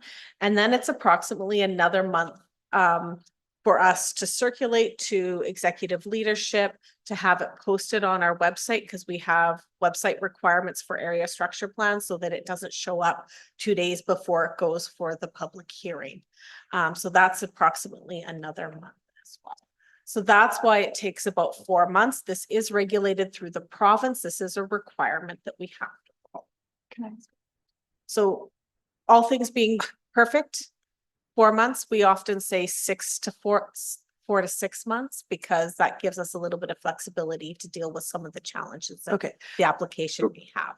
I'm just going to interrupt for 2 secs. So you said, because there's no formal application, couldn't the public school board have actually filled in this application like a developer would have to, because they're the proponent of this change, not council. That is, anyone can always bring forward an application to apply for any changes to either the land use bylaw, area structure plans, or the municipal. And that would have been the process that should have been followed.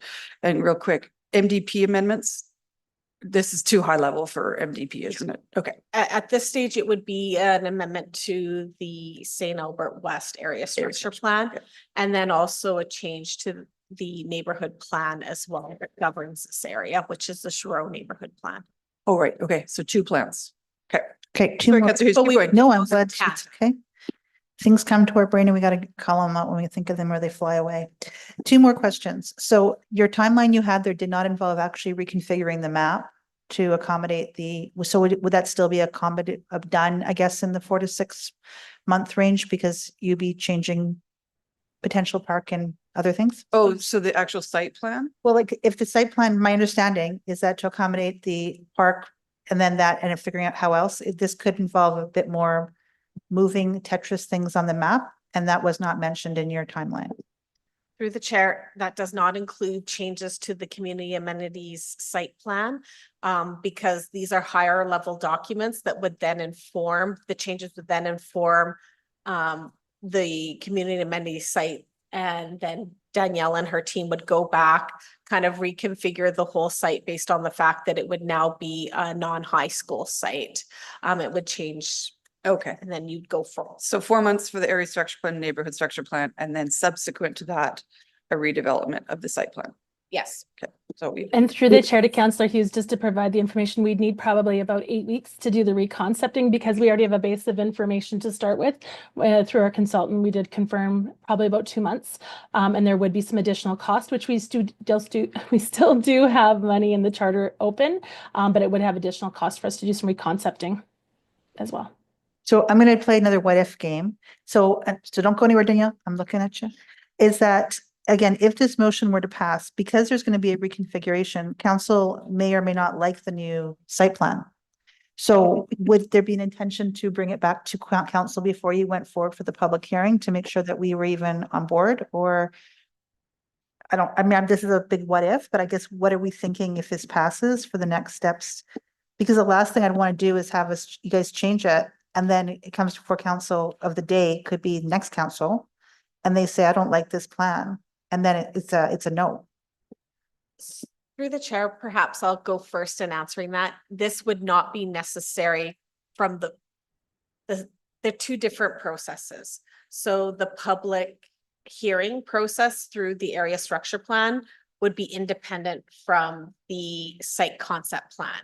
And now I'll pass it on to my colleague to respond back public on hearing for the the site concept. community amenities and how much council engagement would be involved. Through the chair to Councillor Hughes, I would say our approach has very much been with community amenities, a gated approach to get council approval as we work through the stages. So my assumption, I'd work through Mr. Dinu and Mr. Fletcher for direction, but my assumption would be we would be coming back to council for a level of engagement and information before proceeding to the next stages if there is a significant change to the concept plans. Okay, so when I'm hearing all of this, I'm guessing that it would probably come back earliest in November. Because like there's nothing happened as the middle of September to October, right? So That is through the chair, that is correct. so there is also the risk the next council may say no. That is also correct. And that the confirmed yes will not actually be till end of year. Because this, even if this is a yes today, it's not a confirmed yes until the actual area structure plan is changed. That is correct. Okay.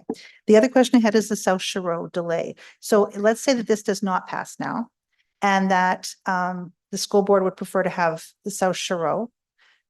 What kind of a delay would they have to expect to be able to say, okay, we're taking South Shore Road, let's hit the ground running, let's tell the province it's been confirmed. What kind of a delay would that involve? Yeah, I'll try to cover that. So the South Shore Road site is currently districted. It is currently finished graded. The subdivision for that site is being processed by administration right now. The 60-day expiry for that subdivision decision is June 24th. And I think the appeal period goes to July 14th or somewhere in there, July 13th. So at that point in time, then it's up to the developer to meet conditions. And then they can transfer the property over once they have registered the site. The developer has a commitment to have 2 roads and servicing on the property boundaries by the end of September of this year. Okay. So at that point, it will leapfrog the other sites except for the Riverside East site as far as readiness. So as far as like being able to tell the province that, yep, this is the site, we're going for it. Would that be at the end of the appeal period in July then? Would it be 2 months from now? Or I'm just looking at like, I'm a school board, I have the money, I want to tell them we're a go on this piece of dirt. When would they be able to tell the province it's an absolute go, all boxes are checked on this piece of dirt? Would it be July or would it be the September when it actually finishes that servicing based on the fact that we know we have commitment from the developer, yada, yada, yada? Yeah, I think the idea is that you would provide the context of just what I said, that all these things are working at the same time concurrently, and that the anticipated full transfer of the site to the city is somewhere after July 13th. And I guess probably it would be by or before the end of September, at which point their all-weather access is in and their servicing is in. And if they chose Riverside, also an option on the table, Riverside will fit a K-9, is that correct? Through the chair, that is correct. It does meet the size standards that we have. It's approximately 1.8 hectares for the school site itself, and then a 2-hectare park associated with it. I do want to just take a little bit of latitude and talk a little bit about the size of our school sites. We have new requirements for school site sizing, specifically for non-high school sites. We require at a minimum that they're 1.8 hectares in size for the school, and then 2 hectares for the community park to be associated with it. So total overall will be 3.8 hectares as a minimum. Shore Road meets that along with the Riverside site. But in the past, some of our school sites have not met that. School sites in Jensen Lakes and Erin Ridge North do not meet those size requirements because we didn't have standards at the time. So as we've evolved and learned about school sites and getting the dedication, and this is part of the JUPA and part of the conversations that we've had with the schools, and the school boards, which I do want to express a lot of gratitude about because it provides for better communities. But for the Jensen Lake school site, under our new requirements, we would require that that site be 7.6 hectares for the 2 schools and the park. Right now it's at 5.5 hectares for that site. And the Erin Ridge North school site for Lois Hole would be, right now is 2.5 hectares, and that would actually be a 3.8 hectare site under our current requirements. So we do feel that the Chereau neighborhood plan school site in the south will be an excellent school site and provide a lot of opportunity for a future K-9, and same with Riverside.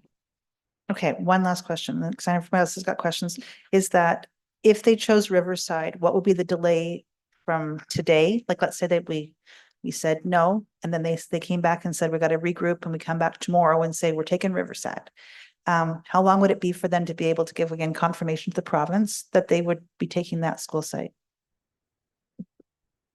Thank you, Councillor Hughes. So I believe at that point, it would be a matter of filling out the site readiness checklist, which all of the characteristics of the site, I believe, have been met. So there's servicing, there's roads to the site, the districting has occurred, and then it's just a matter of relying on outside agencies like Alberta Transportation to make sure that there's no implications from their perspective. But right now, we've actually, administration has looked at the South Chereau site readiness checklist, and we believe that our end of the work will be done by the end of this week. It's actually maybe sooner than that. Okay. So it takes a number of hours, but staff has already prioritized that work to make sure that the province has the information available if they need it. So if I hear you correctly, then, so if they chose South Chereau, from a steady standpoint, our paperwork could be completed by Friday. Yes, so our end of the paperwork, we still have to circulate to and get a response from outside agencies like Alberta Transportation, but our work is anticipated to be done by the end of this week, yes. And if Riverside was chosen, could we do it at the same time, or would it just require one more week? I guess it would probably be another week to fit into staff schedules. Like we're bumping other work to do this, but yeah. Okay, that's it. Thank you. Could I also just add one extra step, is that we do have the joint use school site agreement as well. And that is another step that we generally do, is we refer back to the other school boards as well. Because I think there's been some trades, perhaps this is the best word for it, of which school board gets which site, but that would be part of the conversation. Okay, thanks for your patience, all that. I appreciate it. All right, Councillor Mackay. Yeah, thanks. Thanks for the questions. Actually, you covered off quite a few of mine. But just going back to that last little comment in relation to the site readiness, because I know it was brought up in Chair Allen's comments, and there was concerns that one of the possible delays or one of the roadblocks is that the amenity site already has a checklist completed and approved as part of their 3-year capital plan. So you're saying that our portion of that, I mean, is it responsibility of the school board to complete those, or do we complete those on behalf of the school board? First of all, that's my first question. Yeah, so the city generally completes as much as they can to help out with the school allocation or the school siting process.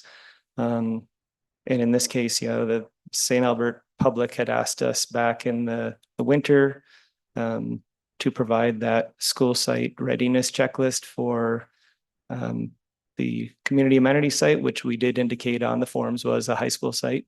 So yes, it's generally done by the city. I think the school boards, they can speak if they want to about the amount of work that they put into it, but they do obviously add some of their own capital planning requirements and information that we do not have. Yeah, I pulled down the province's criteria and looked through the criteria, and it looked very similar to the piece that I would imagine the city is responsible for is really stuff that we would have as part of the neighborhood servicing plans or the neighborhood areas or the area structure plans anyways. So, correct me if I'm wrong, then the timeline, you've just identified it. We would have that piece in relation to the South Shore site by the end of this week, or sooner. And then from your experience, if you can comment on it, how long does it take usually to get the other kind of sign-offs from the other outside agencies or whatever companies? Yeah, so again, I think with the community amenities site, it took, I think, a few weeks for us to get a response back from some of our outside agency partners. I don't know if that was just a matter of their timing or other work that they had on the go, so I can't speak to their schedules, but it was a few weeks beyond our work. Can you walk me through the timeline that we were notified that the South Shore school site was going to be available? I mean, to me, if I remember rightly, it kind of occurred when the announcement came from the province that a school K-9 had been awarded to St. Albert Public. But at that time, that was still shown as a proposed school site. It wasn't actually identified as our school site ready. Can you kind of walk me through that timeline? So maybe I'll try to answer and see if we're on the right path here. So the developer basically last year in late 24 had indicated that based on the speed at which they're developing, they thought that they would be likely able to provide the South Shore school site within 2025. We do our school site inventory checklist as of January 1, 2025. At that point, we indicated that it was a forthcoming school site, to your point. When we did do the presentation or the review of potential school sites, we did indicate verbally that that was a site that the developer had indicated was likely to come on board this year. Yeah, so I mean, but it was still only identified as a proposed site during that kind of. That's correct. Yeah. Yes. And now it's kind of been pushed forward in relation to being available based on not only the developer kind of indicating that they were moving forward faster than they thought they were and going forward. Sorry. So what I'm trying to understand too, though, is right now, so when a developer turns over a school site in a neighborhood like that, so I mean, the roads are built to it, the services are built to it, the potential bus loops are all provided by the developer. The city doesn't have any costs in that. Yeah, so in the case of like the Shore South site, what the developer has indicated is that their staging plans would mean that they would be able to have roads on two sides of that property and servicing to the front door of that property. The bus lay-by, the parking, and the school construction are all covered by Alberta Education or Alberta Infrastructure. Yeah. So we wouldn't have that $15 million cost that we would have to build a suitable road to the community amenity site in our aspect of it. Yeah, that's correct. Can you identify, have we had any conversations with the government in relation to kind of our side? Like, have we presented anything to Department of Education or Infrastructure in relation to the South Shore site? Yeah, yes, we have. Basically, we've reached out to ask the province if they have any preference as to which site in the Shore neighborhood is the, I guess, favored school site for this funding. And to our understanding, they generally seem fairly ambivalent as long as it doesn't affect timing or costs. All right, I don't think I need to explore that any further. I appreciate that. Thank you. All right, up next is Councillor Killick. I am actually just going to withdraw my questions because they were Covered. asked Okay. perfectly. Thank you. Counselor Jolly, you're up next. Yeah, thank you. So I'm wondering, so at the time of the school board's application, would the only two school sites available for a K-9 school have been Riverside and Oakmont? Is that correct? Sounds about right. That is correct. Okay, and sorry, Mr. Slatt, did you have something to add to that? So just it's a distinction. So there's 4 school sites available. 2 are identified as, or 1 is identified as a high school in the ASP. That's the community amenities. The Badgerlands is identified as a possible high school site. And then the Oakmont school site is still existing. Riverside East is the other one that exists. Okay. Yeah. And we didn't provide school site checklists for the other sites. No. Okay, so just the 2 sites there. So I'm curious about how this site ended up on an application. Did someone at the city imply that the high school site, because I know the high school site's not part of MR, so the rules are a little bit different. Did the city kind of tell the school that it was available? Do we know if there was any kind of communication like that? Through the chair, none that I'm aware of. Okay, thank you. Councillor Hughes, you asked all the good questions. I have kind of one other question, or 2 other questions, I guess. So if we did kind of get rid of the site as a high school site, how quickly could we get, I guess it's the Badgerland site, up and ready so that if we were awarded a high school, it would be ready to go? I assume it's the Badger site that would be kind of next in line. Through the chair, at this stage, we're still completing the neighborhood plan for the Badger site. The Badger site still does not have grading to it. There are extra steps that would be needed to get it development ready. I don't have a timeline for you on it. It's in the near future. I would suggest 2 to 5 years is probably about the amount of time that would be necessary.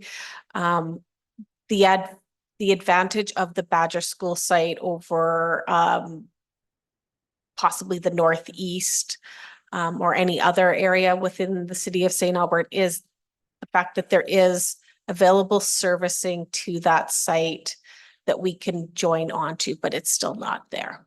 Okay, thank you. Yeah, I was thinking 2 to 4 years sounds near term in municipal speak. And then I guess my last question, you mentioned that kind of if we dropped everything, we could, and everything went perfectly, we could have a change done at the community amenities site within about 4 months. How would dropping everything impact city services? Like how would that slow down other projects? I don't know if you can speak to that at all. No vacation for anybody this summer. Through the chair, so we would have to really look at the resourcing to it. Right now, we are working on our housing affordability funding projects, which are very time sensitive, and that's the projects that would be impacted, which there'd probably be overtime and all of that associated to get these things done. Your question about vacations, yeah, we'd have to be very cautious about approving vacations at this stage to get everything done in the time, because we do have some very strict dates with the half funding that aren't movable. Okay, thank you. That's all I have for now, Mayor. Okay, Councillor Broadhead. Thank you. Yeah, great questions all around. I just want to explore the municipal reserve versus wholly owned land by the city of St. Albert. What does that mean? Through the chair. So municipal reserve is the land dedication that we get from the landowner or the developer. Municipal reserve is dedicated to the municipality with very strict criteria of what can and cannot occur on that land. So it's essentially set aside for schools, parks, and some other limited uses. The city of St. Albert received the community amenities site as a donation. So it doesn't have those criterias set to it. So if we wanted to put a school there, we can, we don't have to. If they wanted, if for this site, you wanted to put a public works yard, you could, because the city actually owns the land. In effect, the community amenity site is, the city is now the developer of that site. So there's a lot less restrictions on the city of what has to go there and what we can put on there.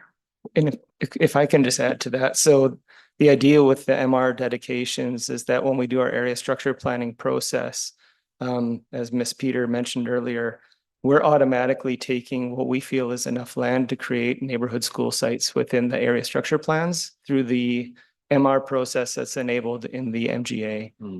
So we anticipate that those can serve kind of that local neighborhood community with sites like Ms. Peter mentioned, the Badgerlands, the community amenity sites, sites that are obtained outside of the MR process enabled through the MGA. We feel like we have a little bit more say in those because what we have found over time is that it takes a lot more effort, especially now, to be able to obtain sites large enough to enable potential high schools.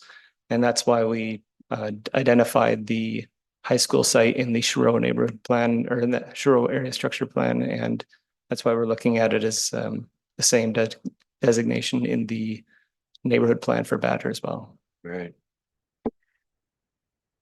I remember this because I was here. And when we planned the amenities site, it was structured because we wanted to have this high school site because it gave us an opportunity to use the land efficiently, parking efficiently, all of those things, and based on a high school. The consequence of that is that there are other things that we passed on. Second ice arena, those sorts of things, and the configuration of the land is such. We made maximum use based on what we thought was best for that particular piece of property, based on high school. We take the high school designation away, all bets are off on what can actually go on that land then. That's what I'm hearing. Is that correct? I mean, it would take an act of council to change it, to be sure. But now we don't have the constraint that we had on our original design of the amenity site. And that would be this rock, if you will, of a high school. Am I understanding that if we take that out, that the original design anchor isn't there any longer? Through the chair, so I'll try to start answering this question, but I will also look to my colleague in Parks and Recreation, Recreation and Parks, sorry, to provide a bit more context regarding that concept. There are restrictions on what we can and cannot do with that site based upon the agreement that we had through the donation. So there are some limitations, but your question is very good, as in the whole concept of it was to have a high school because we knew that we needed it above and beyond what we could collect through municipal reserve to provide that amenity for the community and for the city. Taking the high school site out and putting the high school site meant that there were tough choices that the city had to choose regarding their own amenity needs besides the high school. And I'll pass it on to my colleague. Yeah, thanks, Ms. Peters. And through the chair to Councillor Broadhead, I would say the exercise really did lean on some, foundational guiding documents of the city, including the MVP that really did outline a high school and the fit for that to the northwest as the community continues to build out. But we also leaned on our recreation needs assessment and what were the priorities from a recreation context when we looked at, sport partner needs and public needs and demands we've seen over the last few years, as well as the data and analytics we have on usage patterns and history. And to your point, it really was about balance. We didn't have an unending amount of space, and a high school partner was seen as a really good fit for that site. There was a lot of I guess, economies of scale of building parking and amenities that serve that need as well. So we did lean on that as a major function of that site. And we did make some compromises, to your point. We had to balance need and look at all of the needs across the recreational context. So that's where we did make the choices we did to meet the highest priority needs in the community.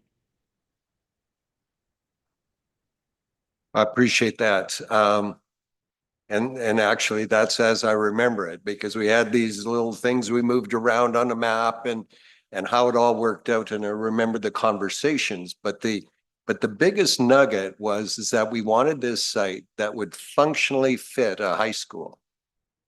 And that was sort of this foundational piece that drove all of the rest of the decisions. So to change that now, I think would be somewhat interesting in its implications. Thank you. Good debate arguments. Well,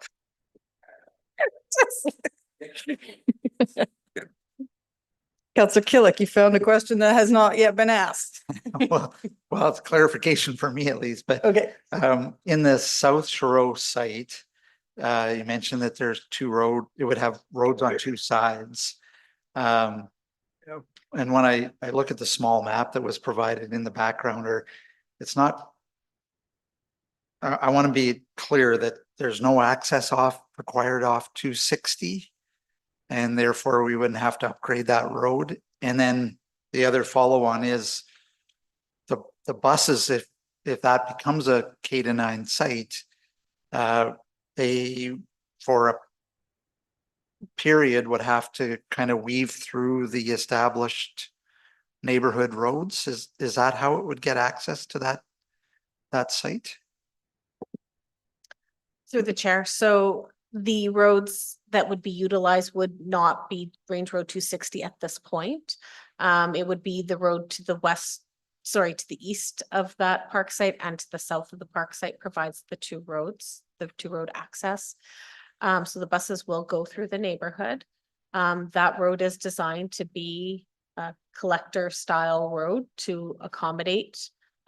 So the design of the roads has been designed to accommodate a school, a K-9 type school, K-6, non-high school type traffic. The configuration and location, again, the map that was provided, it is for context purposes only. It doesn't, it doesn't have the lay-by for the buses and that incorporated within it. So we'd anticipate that would come, the bus loading would happen off of one of those road networks. And at this stage, I don't know which one it would be. That would happen at the development permit stage. Okay, thank you. All right, I see no more questions from members of council. So Councillor Hughes, I'll accept your motion and I'll let you go ahead. I read it You in. already read it in, yep. It's been a while. It was a while ago. Yeah. So, council, the reason I'm bringing this forward today is because, as we all know, that the public school board was awarded a school site and their intention was to put it on the community amenities school site. And the area structure plan did not facilitate that happening. So I believed that the school board needed to have an answer as to whether or not council intended to change the area structure plan to accommodate this desire, or if the council says no, and they need to know what's going on so that we can all move forward and the province can then award the site on some piece of dirt somewhere in the St. Albert area. So in spite of saying, okay, maybe I should pull it or whatever, my intention was that we need to give an answer. There needs to be some kind of solidity in this so that we can all just move forward regardless of what the answer is. And so that way a school can be built and that we don't challenge the opportunity to actually get a school award in St. Albert after all the hard work that was done by the public school board to actually achieve this goal of getting the school. So that is the intention behind the motion. I'm not saying I want to go forward. I don't want to go anywhere. I just wanted to make sure that council gives an answer and that the school board can then move forward. And I also just from the school board's defense from trying to do whatever they're doing of putting it there, the social role was not really being discussed when they put this forward. In my impression, I wasn't aware that it was even on the table until after they'd been awarded the school site. If there was a difference, I wasn't aware of it, and I'm not the one who applied, but just the feasibility of getting the South Shore site available so quickly, I don't think was being discussed a lot in January, for example, when they were probably excited about trying to get a school somewhere. But since that time, South Shore has become available, and I think administration has gone above and beyond to try to make sure that that site is an alternative if this one does not pass. So that either way, there will be a K-9 put in for the public school board in St. Albert. So with that, I'm not sure if anybody else has anything else they wanted to say. And if they don't, I'll go to closing later, but I'm like, nobody wants to talk. I have no one registered to speak. Oh, Okay, there we go. I can Go ahead. I can speak because I want to explain what my reasons for my decision are, and I don't support this. And I think it was identified in some of the questions, and it's been in some of my comments that I've had personally with members, trustees and administration staff. But the big concern that I would have, even if, and it's actually when this was announced and we got a school, I too celebrated, and I thought the only school site that we had really other than the one Riverside was the community amenity site in Sherrill. And so I was open to doing whatever we needed to do to make sure that we got that school, because I think that has absolutely been demonstrated that it is absolutely critical. K-9 school was identified as a #1 choice in the capital 3-year capital plan, and the high school is #2 in the Northeast, and I'm going to fight as hard as I possibly can to get the high school. The challenge for me, though, as I learned throughout the process, was the time frame in relation to changing the ASP or amending the ASP. And to me, that's more of a risk to this project than the South Shore site at this particular time. And as we've learned, that we weren't really ready or weren't aware that the South Shore site was going to be available to us when this announcement came. I mean, yes, we had indications that it was potentially going to be there, but I think even maybe the announcement of the school actually brought it to the forefront and recognized it's a little easier. But some of the logistics actually of this was concerning to me right from the get-go. The $15 million or $10 to $15 million road that we would have to build wasn't identified in the capital projects, would have identified us changing it. Yes, we could have left it as a country road, but my biggest concern from my history of 30 some odd policing, many of it in traffic safety and fatal accident investigation, was we can certainly have kids take a bus to the site. We can have parents drive their kids to the site, but we know kids will want to ride their bikes. And that was a significant factor in one of my factors that I considered in this was access. I mean, when you really look at South Shore site now, you're 150 meters, you're in a new neighborhood, you're going to be in an existing neighborhood versus kind of like a little house on the prairie. I mean, literally the school was going to be sitting in a community amenity site that probably wouldn't see any actual construction until 3-4 years down the road, just because of the logistics. So, you're looking at 1 kilometer, 1.5 kilometers to the nearest neighborhood versus 150 meters. So that was certainly a big consideration for me. The site selection criteria was a concern because I wasn't sure what elements were all involved and engaged in that. But after getting assurances that administration was well on their way and it can get it done by the end of this week, but also engage the necessary other pieces of it, that certainly was relieved some of my concerns in relation to that because those things appear to be easily completed. And I guess the big thing for me was the fact that our conversations with the province has not indicated that moving to the South Shore site was deadly to this whole us getting a school in our community. So I mean, all of those things all bear on my decision and why I'm not supporting it. But I wanted to make sure that my friends and the trustees understand where I'm coming from. Thank you, Councillor Mackay. Councillor Jolly, you're up next. Thank you. So I'm also delighted that we're getting a new K-9 school, and I'm really thankful that everyone's on board with expediting the South Shore site.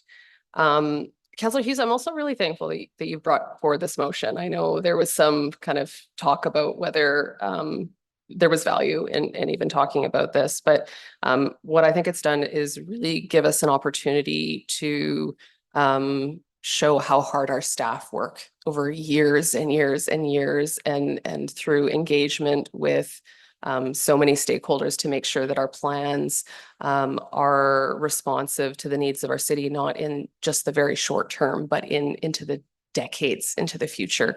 You know, I'm really lucky I got to join the Youth Advisory Committee on a bus tour that was mostly led by Mr. Slatt, talking about how development happens in the city, and it is not something that we do in one council meeting.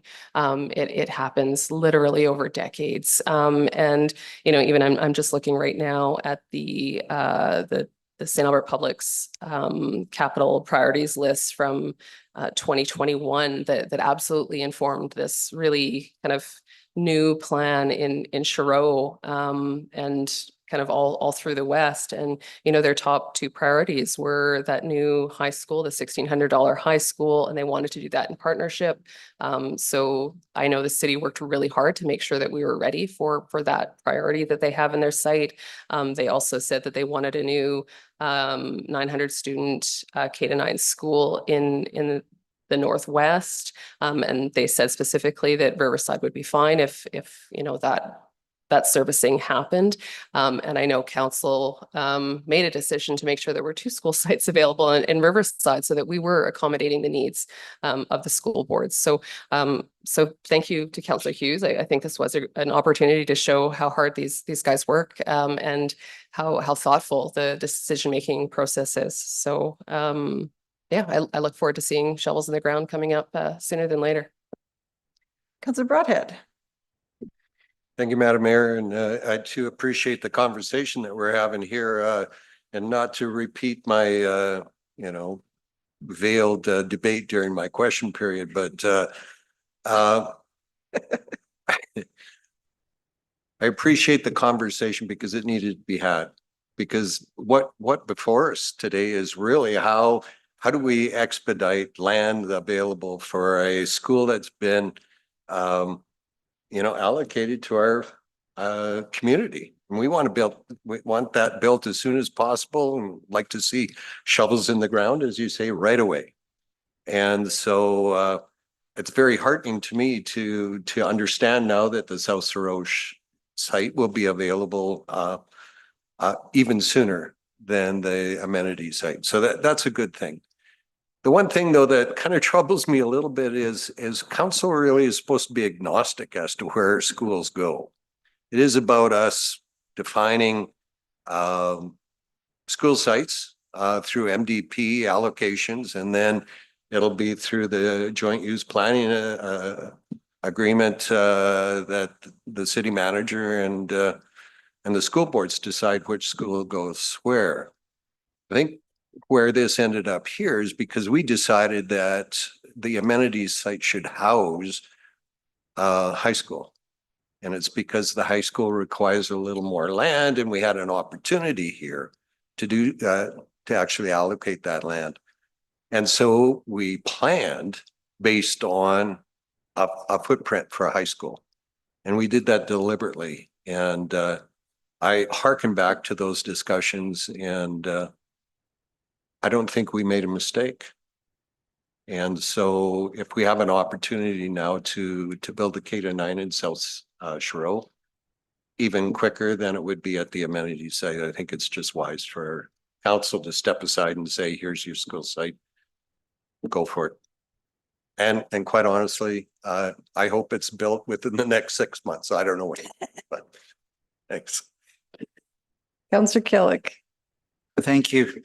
I'd like to kind of echo some of the comments of my colleagues, but the big difference for the amenity site is that is city-owned planned land.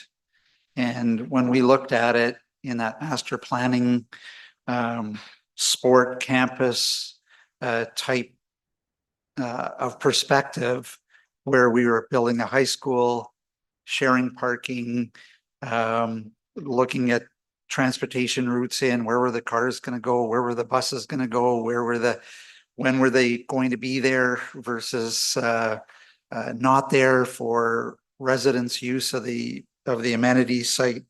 It was all built around the idea of shared site, shared use of the amenities, parking and the ice and pool and gym and all of those things. So I always had envisioned that this was going to be kind of that high school, city-owned, controlled, master plan sport campus.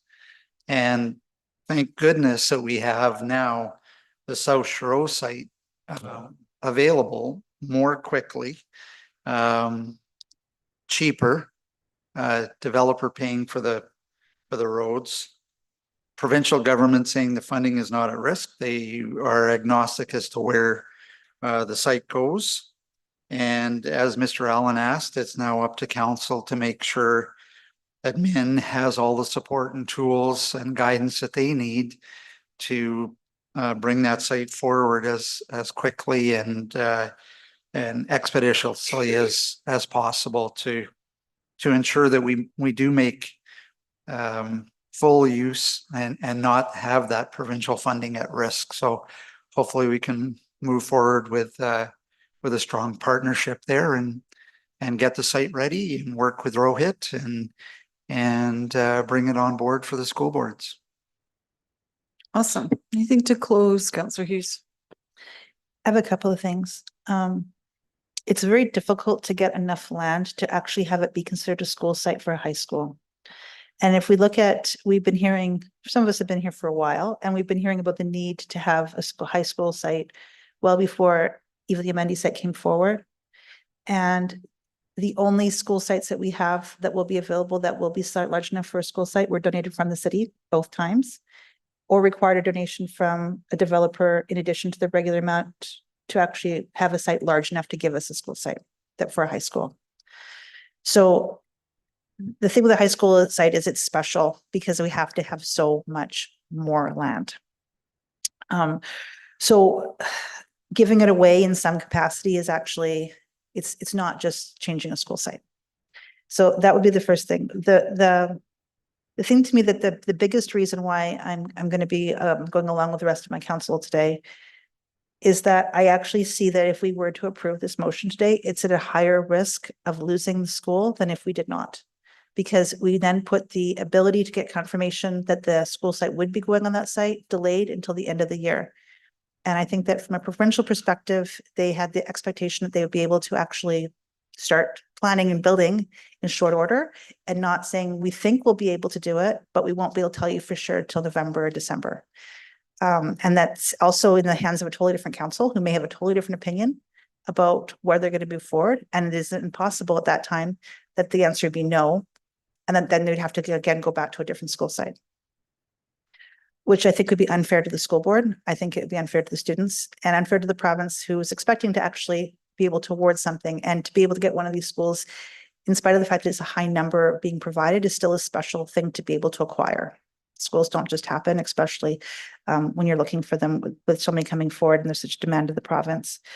So to me, it is actually the fact that if we say no today, we can then, there's a clear indication for the school board to be able to choose one of the other two sites, both of which administration has said that they're going to do everything they can to ensure that from the city's perspective, it is moving forward as quickly as possible, and to give that certainty to the school board that they can get that site stated that we know where we're going on the dirt to the province and we don't have any opportunity of losing the school.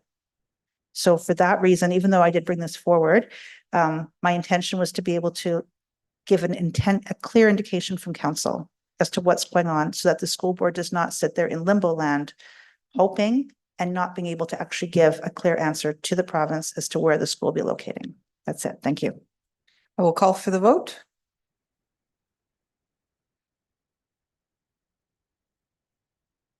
Voting is closed and that motion fails unanimously. So I think we probably need 5 minutes. It's been an hour and a bit, so let's take a bio break and we'll come back for council updates.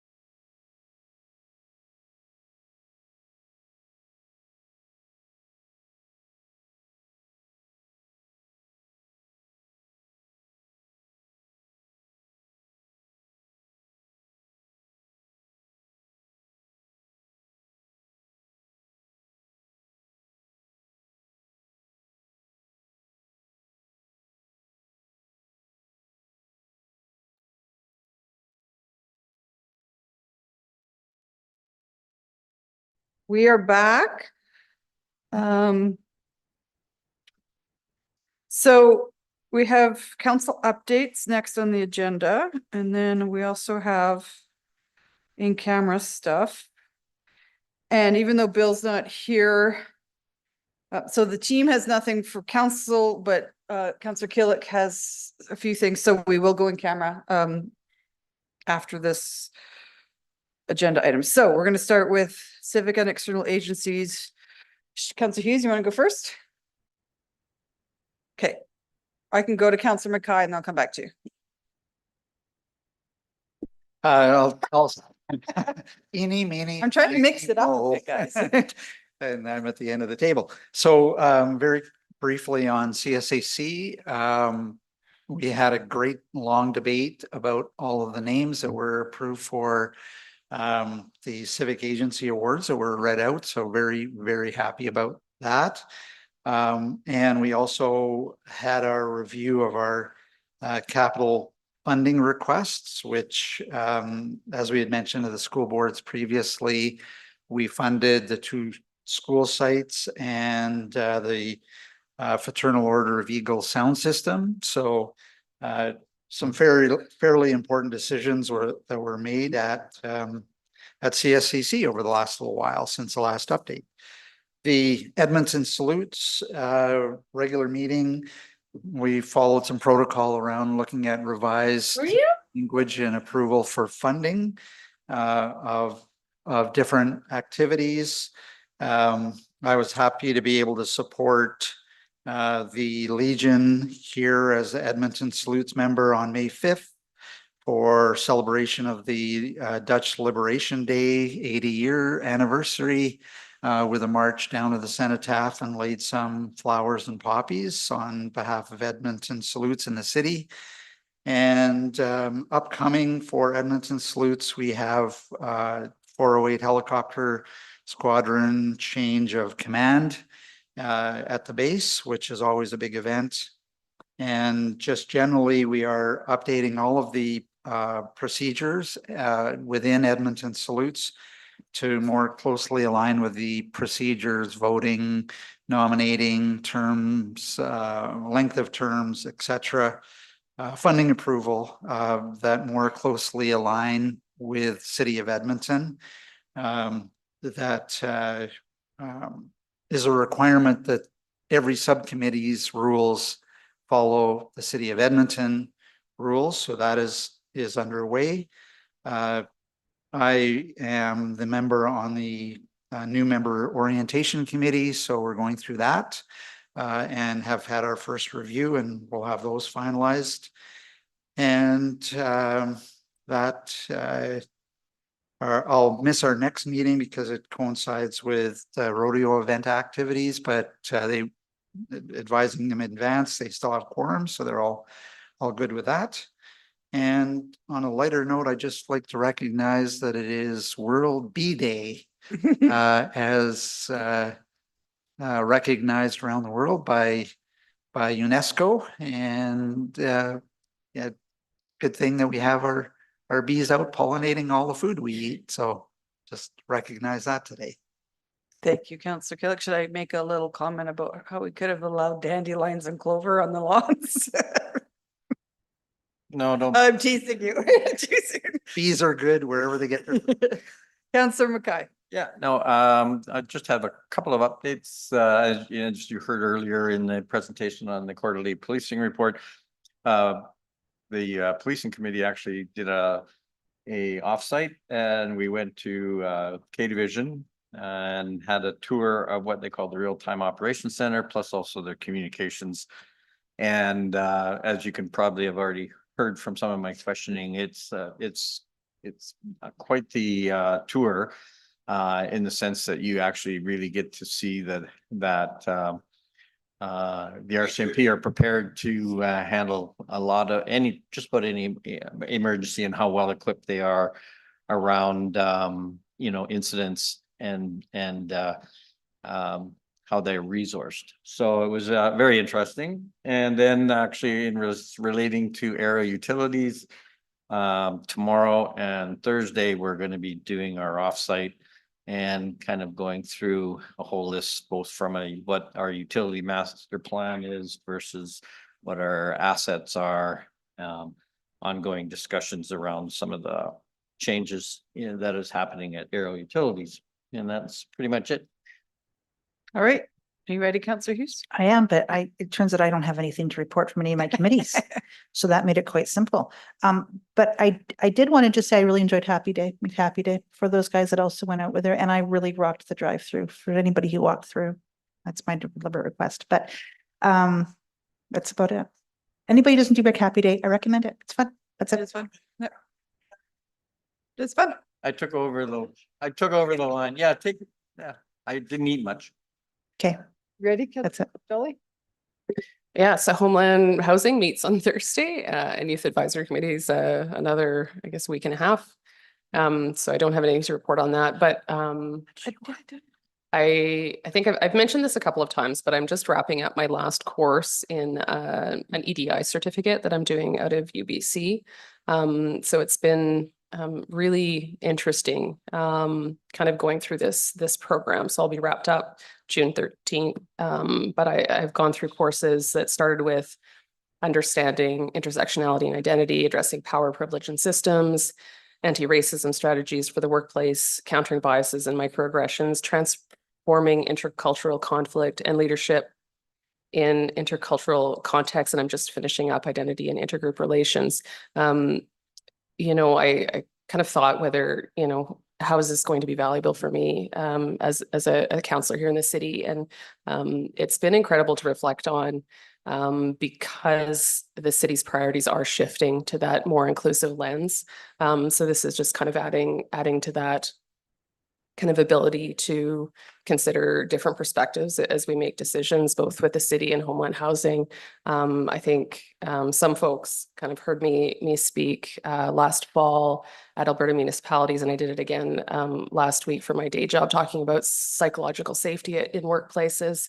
And I think I've spoke to council before. This term has been brutal, and taking this program has been really helpful for me in kind of understanding the reasons why we're dealing with some of these issues of not wanting to be inclusive. So definitely some interesting courses there. I'd encourage anyone to take one or all of them if they have time, because they are very valuable concepts to consider in our jobs. That's all I have, Mayor. Thank you. Councillor Broadhead? Thank you, Madam Mayor. So from the beginning of May, had the opportunity to have a tour of our Stop Abuse in Families office here in St. Albert. And it was incredibly moving to understand what they do, and troubling that they have to be here to do it. But nonetheless, thank you to the people who work at SAFE. They need to be championed in our community for what they do. I too was able to participate in McHappy Day, and I was down in the valley. I didn't have the privilege of working the drive-through, but I did have an opportunity to speak to meet a lot of people that came in. It's a busy place, and got to speak to them about what McHappy Day was all about. And so it was a good time. And I want you to know that I was relieved by Councillor Mackay. And between the two of us, we had the morning covered at that particular McDonald's. It was interesting to meet the owner. And he owns a number of McDonald's, not only in St. Albert, but Morinville and Westlock and Barrhead as well. So it was an interesting conversation to have with an entrepreneur that started off as someone who worked flipping burgers and now is a significant businessman in our community. So then Councillor Jolly and I had an opportunity to do some interviewing for the Youth Advisory Committee and the Arts Development Advisory Committee. It was an interesting conversation, and we talk about the process of who should be doing that, but we were lucky enough to do it. And it's always nice to be able to interview individuals within our community that are so passionate about bringing their skill set to the various community committees. So thank you for all of those that came and volunteered. Then, Madam Mayor, I was able to go to Vancouver and attend the spring summit for the Canadian Urban Transit Association. And it's an organization that's intent on raising the profile and advocating for public transit across Canada. And it's my privilege to sit on their executive and to speak to, movers and shakers, if you will, in the political realm around what public transit actually means to community. And it was quite interesting because at the previous conference, we had a presentation by a very well respected public relations firm about what they considered the future of the federal government to be based on their findings at the time. We had the same group come and make presentation at this one, and it was a complete reversal. They were calling for one party to be newly elected to a vast majority, and that didn't happen. And so they talked about what some of the contributing factors to that were, not all of which were in Canada. It was external pressures, and we all know who and where they're from, but it did play an impact on how Canadians chose their next federal government. So it was kind of interesting to hear. But then we did talk about public transit in many respects, and so the industry is undergoing some challenge, and the challenge is because the number of manufacturers that are engaged in the production of rolling stock for public transit has gone from 11 in Canada at one time now to 2. And so if you want a new vehicle in Canada, be prepared for a fairly long wait and a fairly expensive wait. So that doesn't mean it's right, but that's just the way it is. So, Madam Mayor, that's what I did. And then, and as a council, we also went to the joint school boards and the city meeting last week. So I, along with everybody else, was there. And it was a very interesting and yeah, it was a very encouraging meeting, I thought. Thank you, Madam Mayor. And Councillor Bermansky. Thank you through the mayor. Some of this information is a little bit outdated. Arts Committee, our chair presented to council last meeting, and she was very, very thorough. So I appreciate her for that. And Emily, she does a great job. And then I'll just mention that we, put forward the Young Artists Legacy Award recipients' names as well through that meeting. And the Arts Committee was the last group to work with the city on the community vision and pillars of sustainability review. So that's complete through all the different committees in the city, and that took up a good portion of the meeting. So there was good input from the group there. I did want to thank the committee for the volunteer appreciation, because a lot of members from those committees, were very, very happy that, we did that from the city to them and council. And economic development event downtown was another wonderful thing for the city last week. So we've certainly been keeping busy. At our environmental committee, which happens again in a couple of days, we went through a lot. We had a presentation from administration and the experts on our waste diversion program and how it's progressing. And there's certain things that are not quite being collected yet, but they're working their way through that. And I have all this data of, 54,217 liters of paint, kept out of the picture hazardous waste, 17,842 liters, electronics, 162.58 megatons, recycling 245.91, 989 Christmas trees redirected and picked up. So it's amazing to just, you know, the numbers, you know, megatons of glass, 83, styrofoam, 15, and just where all this collection is being redirected to the right, you know, right avenues now, and keeping our community cleaner and growing in a better direction. We focused on the rain barrel, which was a success through LBH. We talked about the, you know, Sturgeon River and contents in there, and it was explained that some matter in the river was animal rather than human. So which, you know, feces, which was good to know that it's not always things we can control. The household waste and commercial care and institutional care still far outpace what citizens put into the landfill. So that's good news for how we, you know, how we're improving and looking after our city as well. Environmental committee this week is doing a garbage pickup at the tail end of our meeting. So really looking forward to that. And it's, you know, a lot of really, really good work being done at the environmental committee once again. And that's all I have. We, till our meetings this week. Thank you. Councilor Bermansky, do you mean you guys are going on like an audit?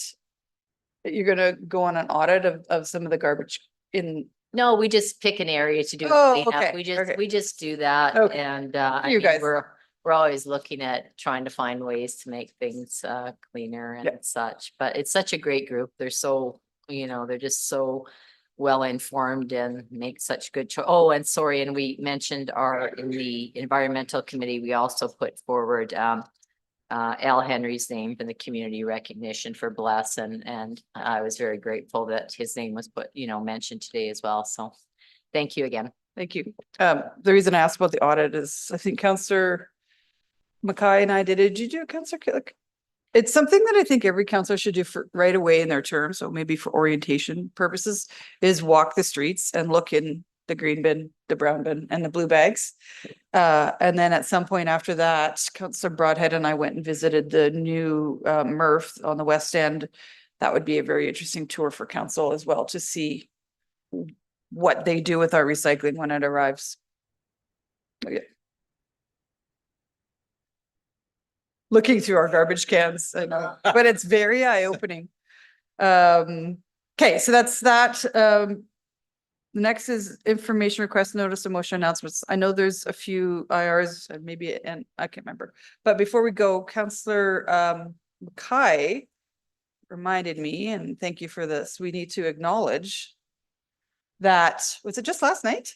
Yeah, so the Spring Baking Championship season 11 was won by St. Albert resident Priya Windsor.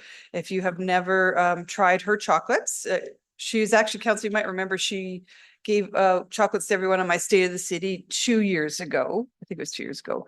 She was brand new in the city. So she's got her chocolatier here in St. Albert. It's in Campbell. And she is the baking champion. So she was down in Los Angeles for a month filming and kept it quiet that she won. But I think that's a big congratulations for the city. And I do believe that Jack's is still in the burger top 3. Yeah. So, you know, St. Albert restaurants and professionals are getting recognized, which is amazing. So I will now go to, I think I have an IR. I don't normally have one, but I will, here's my request. And I'm going to gladly tell you that the staff have already been working on this and they think they might even have an answer by tomorrow. So I'd like to propose that if, and that's if, the Oilers make the final round, but of course they will, when they make the final round, that the city hosts watch parties for the games. I'm thinking of an outdoor event either in Lions or Millennium Park. If our regulations allow for drinking, because they do in Lions, but I'm not sure about Millennium. Or I suggested Kingswood Park. They have other ideas, but we'll see. And what would be the cost to rent a screen and speakers? And is there any issues with with broadcasting rights? So we should have that answer very quickly because they've been awesome and moving on that one as fast as they can. Councillor Killick, you have 2 IRs.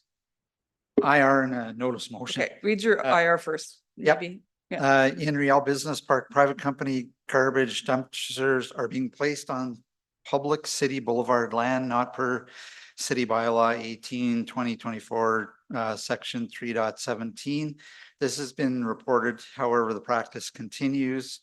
Please advise what can be done to correct this, as this issue was identified from a business owner during the May 13th business mixer. And your notice motion? Notice of motion is that administration prepare an agenda report regarding the establishment of an entertainment district for the downtown district in St. Albert, outlining processes, associated budgetary requirements, and potential next steps for council's consideration by end of Q3 2025. And just for clarification, that would be the soonest that can be brought to council for debate is within the 20 days would be June 3rd. So Okay. beyond. Awesome. That's it, right? Okay. Any other announcements or notice motions or anything? All right. As I said, I polled council and Councillor Killick has a few things for in camera and maybe there's some others. So I'd like a motion to proceed with 13.1, a motion to go in camera. Councillor Killick, go ahead. Thanks. Council moving camera to have a confidential dialogue with the CAO pursuant to section 24(1)A of the Freedom of Information and Privacy Act. All right, call for the vote. Voting's closed. And that motion passes unanimously. And that's it for the rest of the meeting. Everyone else can go home.